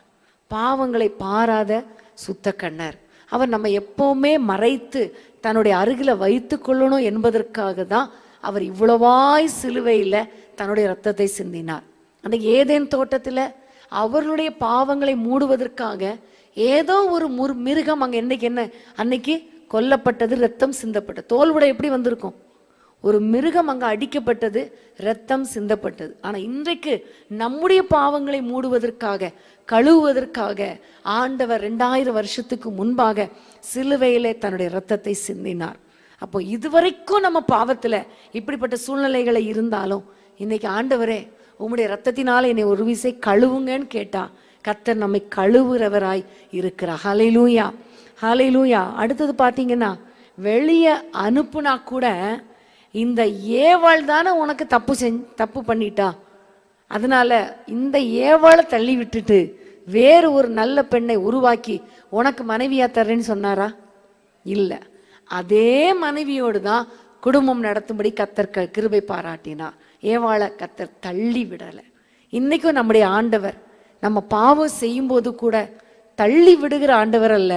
அந்த பாவத்துக்கு நம்ம மனஸ்தாபப்பட மாட்டோமா, பாவத்தை அறிக்கை பண்ணி நம்ம அதிலிருந்து விடுதலை ஆக மாட்டோமா என்று நம்முடைய ஆண்டவர் காத்து கொண்டிருக்கிறார். ஹல்லேலூயா, ஹல்லேலூயா. அடுத்தது பார்த்தீங்கன்னா, அவர்களுக்கு பிள்ளைகளையும் கர்த்தர் கொடுத்தார். பிள்ளைகளை கொடுத்தார். பிள்ளைகளுடைய வாழ்க்கை, 2 பேருடைய வாழ்க்கை அந்த பாவத்துக்குரிய தண்டனை அனுபவித்தால் கூட 3ஆவதாக ஒரு சுதந்திரத்தை கர்த்தர் கொடுத்து, ஒரு சேத்தை கொடுத்து, அதன் பிறகு மனிதர்கள் கர்த்தரை தொழுது கொள்ளும்படி வைத்து அந்த சந்ததியில இயேசுவை பிறந்து உலகத்துக்கு ரட்சிப்பை கர்த்தர் உண்டாக்கினார். ஆமேன், ஹல்லேலூயா. அப்ப நம்முடைய ஆண்டவர் எவ்வளவு பெரியவர். ஆமேன். அதே போல பாத்தீங்கன்னா, எந்த ஏவாள் பாவம் செய்தாலும் அவளுடைய வித்துக்கும் அந்த பிசாசின் வித்துக்கும் பகை உண்டாக்குவேன் என்று அன்னைக்கு சொன்னது போல சிலுவையில் இயேசு ஒரு ஸ்திரீயின் வித்தாக இந்த உலகத்துக்கு வந்து சிலுவையில் பிசாசை நசுக்கி போட்டார். தீர்க்க தரிசனத்தை கர்த்தர் நிறைவேற்றினார். ஆமேன், ஹல்லேலூயா. நம்ம எவ்வளவுதான் கர்த்தரை விட்டு தூரம் போனாலும் கர்த்தர் தம்முடைய தீர்க்க தரிசனத்தை நிறைவேற்ற காத்து கொண்டே இருக்கிறார். ஆமேன். ஒன்றை மறந்துடக்கூடாது. நம்ம எவ்வளவுதான் தப்பு பண்ணாலும் அவர் அற்புதம் செய்வார், மன்னித்துக் கொள்வார், இப்படி நினைச்சு கிருபை பெருகுது, பாவம் பெருகிற இடத்துல கிருபை பெருகுதுன்னு நினைச்சிடக்கூடாது. வேதம் சொல்லுகிறது கிருபை பெருகிறது, ஆனாலும் பாவத்தில் நிலை நிற்கலாமோ? கூடாதே. ஆமேன். கிருபை இருக்கிறது. இயேசுவின் ரத்தம் என்னை மன்னிக்கும் என்பதற்காக திரும்ப திரும்ப பாவம் செய்யக்கூடாது. பாவங்களை அறிக்கை செய்து கர்த்தரிடத்துல இரக்கங்களை பெற்று பரிசுத்தமாய் வாழ அர்ப்பணிக்கும் பொழுது கர்த்தர் நமக்கென்று வைத்திருக்கிற தீர்க்க தரிசனங்களை கர்த்தர் நிறைவேற்றி தீருவார். நம் மூலமாகவே கர்த்தர் நிறைவேற்றி தீருவார். ஆமேன். ஹல்லேலூயா, ஹல்லேலூயா. ஆகவே அன்பான தேவனுடைய பிள்ளைகளே, இன்றைக்கு இந்த ஆதாம் ஏவாளுடைய வாழ்க்கையிலிருந்து நிறைய காரியங்களை கற்றுக்கொள்வதற்கு கர்த்தர் கிருபை கொடுத்தார். இதை நம்முடைய வாழ்க்கையில் அபியாசப்படுத்தணும். திரும்பவும் சொல்றேன், கேட்டுட்டோம், எழுதிட்டோம், அப்படியே விட்டுறக்கூடாது. விட்டா வேஸ்ட். ஆதாம் ஏவாள் போல தான். அப்படி இல்லாமல் வேத வசனத்தின்படி வாழ நம்ம அர்ப்பணிக்கணும். ஃபர்ஸ்ட் அர்ப்பணிக்கணும். அப்புறம் அதை அப்பியாசப்படுத்த நம்ம கொஞ்சம் முயற்சி எடுக்கணும், ட்ரை பண்ணணும். கொஞ்சமாவது முயற்சி எடுத்தா கர்த்தர் நம்மை நடத்திடுவார். ஆனால் இந்த இடத்துல தான் இருப்பேன் அப்படின்னு நினைக்கக்கூடாது. கொஞ்சம் ஒரு ஸ்டெப் முன்னாடி வரும்போது தான் கர்த்தர் நம்மை கொண்டு பெரிய காரியங்களை செய்வார். ஹல்லேலூயா. ஆனால் இன்றைக்கு நீங்கள் தீர்மானம் பண்ணிடுங்க, தேவையில்லாத காரியங்களை தூக்கி போட்டுட்டு என்னென்ன காரியங்களை மறந்தோமோ அது திரும்ப ஞாபகப்படுத்தி நம்ம வாழும் பொழுது கர்த்தர் நம் ஒவ்வொருவரையும் உருவாக்கின அந்த படைப்பின் நோக்கம் நம் மூலமாய் நிறைவேறும். நம்மை குடும்பமாக ஒரு குடும்பத்தில் வைத்த அந்த நோக்கத்தை கர்த்தர் நிறைவேற்றுவார். ஊழியத்தில் கர்த்தர் இணைத்த நோக்கத்தை நிறைவேற்றுவார். இங்கே ஏன் உங்களை கொண்டு வந்தார், அந்த நோக்கத்தை கர்த்தர் நிறைவேற்றுவார். ஆமென். ஹல்லேலூயா. எல்லாரும் கண்களை மூடி ஆண்டவரை நோக்கி நாம் பார்ப்போம். இன்னைக்கு ஆண்டவர் நமக்கு கற்றுக் கொடுத்த காரியங்களை கொஞ்சம் நம்ம திரும்பி பார்ப்போம். ஆதி தகப்பனும் தாயும் ஜீவன் உள்ளோருக்கெல்லாம் தாய் என்று கர்த்தர் உருவாக்கி அவர்களோடு கூட உறவாடும்படி மகிழும்படி கர்த்தர் இறங்கி வந்தார். ஆனா சாத்தா உள்ள நுழைந்த பொழுது தேவனுக்கும் மனுஷனுக்கும் இடையில இருந்த அந்த உறவு, அந்த பிரசன்னம் மறைந்து போனது. வேதம் சொல்லுகிறது, எல்லாரும் பாவம் செய்து தேவனுடைய மகிமையற்றவர்களாய் போயிட்டோம். ஆனா இன்றைக்கு கர்த்தர் திரும்பவும் தம்மிடத்திலே கூட்டி சேர்க்கும்படி கர்த்தர் நமக்கு இந்த காரியத்தை கற்றுக் கொடுத்திருக்கிறார். இந்த உலகத்துல நம்மை உருவாக்கின நோக்கத்தை அறிந்து கொண்டு அவர் என்ன எதிர்பார்க்கிறாரோ அந்த காரியங்களுக்கு கீழ்ப்படிந்து கர்த்தர் நமக்கு கொடுத்த அதிகாரத்தின்படி இந்த உலகத்தை ஆளுகை செய்ய கர்த்தர் எதிர்பார்க்கிறார். நம்ம அர்ப்பணிப்போமா? அப்பா, எங்களுடைய மாம்சத்தை பாவத்துக்குள்ளாக்க தேவையில்லாத காரியங்கள் பேசாதபடிக்கு, புசிக்காதபடிக்கு, கேட்காதபடிக்கு, எங்களுடைய காதுகளினால கேட்காதபடிக்கு, கண்களினால பார்க்காதபடிக்கு, தேவையில்லாத இடத்துக்கு நாங்கள் போகாதபடிக்கு, தேவையில்லாத இடத்துல நிற்காதபடிக்கு, பரியாசக்காரர் உட்காரும் இடத்துல உட்காராதபடிக்கு நம்முடைய வேதத்தில இரவும் பகலும் தியானமாய் இருந்து மரியாளை போல நம்முடைய பாதத்தில் அமர்ந்திருந்து வார்த்தைகளை கேட்கிற உங்க வார்த்தை மட்டும் தான் எங்க காதுல விழணும். அப்படிப்பட்ட அனுபவத்தை எங்களுக்கு தாங்கப்பா, தாங்கப்பா, தாங்கப்பா. எங்களை ஒரு விசை தாழ்த்துகிறோம். இன்னைக்கு பைபிள் ஸ்டடி மூலமா என்னுடைய வாழ்க்கையில் இருக்கிற தேவையில்லாத அலங்கோலங்களை எங்களுக்கு சுட்டி காட்டி இருக்கிறீங்கப்பா. அதெல்லாம் சீர்படுத்த பரிசுத்த ஆவியானவர் இறங்கி வருவீராக. உம்முடைய ரத்தம் எங்கள் மேல் ஒரு விசை விழட்டும். உம்முடைய தோல் ஆடை அன்னைக்கு போர்த்தினது போல உம்முடைய ரத்தத்தினால் எங்களை கவர் பண்ணுங்க. பரிசுத்த ஆவியானவர் எங்கள் மேல் இறங்கி வாங்க. ஆண்டவரே, நாங்கள் இழந்த அந்த தேவ மகிமையை எங்கள் மேல் ஊற்றுங்கப்பா. தேவ மகிமை இறங்கி வரட்டும். மறுபடி நாங்கள் இழந்த அந்த தேவ சாயலை திரும்ப பெற்றுக்கொள்ள எங்களுக்கு கிருபை தருவீராக ராஜா. கிருபை தருவீராக, கிருபை தருவீராக. அர்ப்பணிக்கிறோம் ராஜா, அர்ப்பணிக்கிறோம் ராஜா, அர்ப்பணிக்கிறோம் ராஜா. எங்களை ஏற்றுக்கொள்ளும் அன்பின் ஆண்டவரே, உம்மை நன்றியோடு நாங்கள் துதிக்கிறோம். நீர் எங்களோடு கூட பேசின வார்த்தைகளுக்காக, கற்றுக் கொடுத்த காரியங்களுக்காக உமக்கு ஸ்தோத்திரம். இயேசுவின் நாமத்தினாலே வந்திருக்கிற ஒவ்வொரு குடும்பங்களையும் இணையதளத்தின் மூலம் பார்த்து கொண்டிருக்கிற, நேரடியாக பார்த்து கொண்டிருக்கிற, இனிமேல் வருகிற நாட்களிலே பார்க்க போகிற ஒவ்வொரு குடும்பங்களுக்காக ஜெபிக்கிறேன் கர்த்தாவே. சத்ரு இந்த குடும்பத்திலே நுழையாதபடிக்கு சத்ருவின் சகல கிரியைகளை, தந்திரங்களை அழித்து போடுவீராக. குடும்பங்கள் கட்டப்படட்டும் அப்பா. இடிக்கப்பட்ட குடும்பங்கள் கட்டப்படுவதாக. இவர்கள் இழந்த தேவ பிரசன்னத்தை திரும்ப பெற்றுக்கொள்ளட்டும் அப்பா. ஆண்டவரே, இழந்த எல்லா ஐஸ்வர்யத்தை திரும்ப பெற்றுக்கொள்வார்களாக ராஜா. இழந்த சமாதானத்தை திரும்ப பெற்றுக்கொள்வார்களாக ராஜா. இழந்த சுகத்தை பெற்றுக்கொள்வார்களாக ராஜா. உடைய கிருபை தாங்கட்டும். உடைய பிள்ளைகளை ஆசீர்வதிப்பீராக. நன்மையும் கிருபையும் உடைய பிள்ளைகளை தொடருவதாக. இவருடைய பிள்ளைகள் ஆசீர்வதிக்கப்படுவார்களாக. வாலிப பிள்ளைகளுக்காய் ஜெபிக்கிறேன். அவர்கள் ஆண்டவரே நீர் அவர்களுக்கு கற்றுக் கொடுத்திருக்கிறீர் அப்பா. எதிர்காலங்கள் ஆசீர்வதிக்கப்படட்டும். பெற்றோருக்கு கீழ்ப்படிந்து பெற்றோருக்கும் உமக்கும் பிரயோஜனம் உள்ள பாத்திரங்களாய் இந்த பிள்ளைகளை வணைந்து கொள்வீராக, ஆசீர்வதிப்பீராக. எதிர்காலங்கள் ஆசீர்வதிக்கப்படுவதாக, நாமம் மகிமைப்படுவதாக. இயேசுவின் நாமத்தில் ஜெபிக்கிறோம் பிதாவே, ஆமென். ஹல்லேலூயா. மாணவர்களே, நாளை சனிக்கிழமை மாலை 5:30 மணிக்கு வேதமே மனமகிழ்ச்சியில நீங்க எங்களோடு கலந்து கொள்ள மறந்துடாதீங்க. நிச்சயமாகவே கர்த்தர் நம்மோடு கூட பேசுவார். அந்த நேரங்கள் மிகவும் ஆசீர்வாதமாக இருக்கும். அது மாத்திரமல்ல, வருகிற ஞாயிற்றுக்கிழமை நம்ம எல்லாருக்கும் தெரியும் முழு இரவு ஜெபம். அந்த முழு இரவு ஜெபத்துக்கு ஆயத்தமாகுங்கள். கர்த்தர் நிச்சயமாக நம்முடைய ஜெபங்களை கேட்டு நம்முடைய குடும்பங்களிலே, தேசத்திலே, சபைகளிலே ஒரு பெரிய எழுப்புதலை கட்டளையிடுவார்.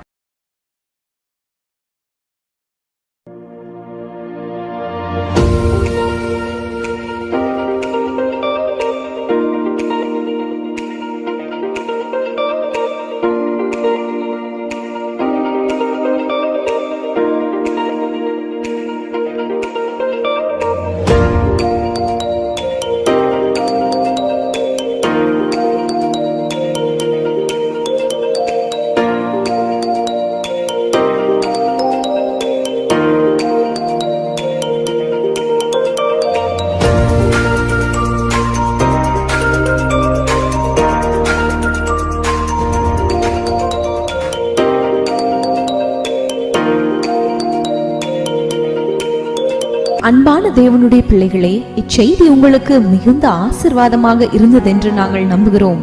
தொடர்ந்து எங்கள் செய்திகளை கேட்டு கர்த்தருக்குள் ஆசீர்வதிக்கப்பட ஜீசஸ் மீட்ஸ் மினிஸ்ட்ரீஸ் என்கிற எங்கள் யூடியூப் சேனலை சப்ஸ்கிரைப் செய்யுங்கள். மேலும் உங்கள் ஜெப உதவிக்கு எங்களோடு நீங்கள் தொடர்பு கொள்ள வேண்டிய தொலைபேசி எண் 9842252836 மற்றும் 7299546363. Email gpsrobinson@hotmail.com. கர்த்தர் உங்களை ஆசீர்வதிப்பாராக.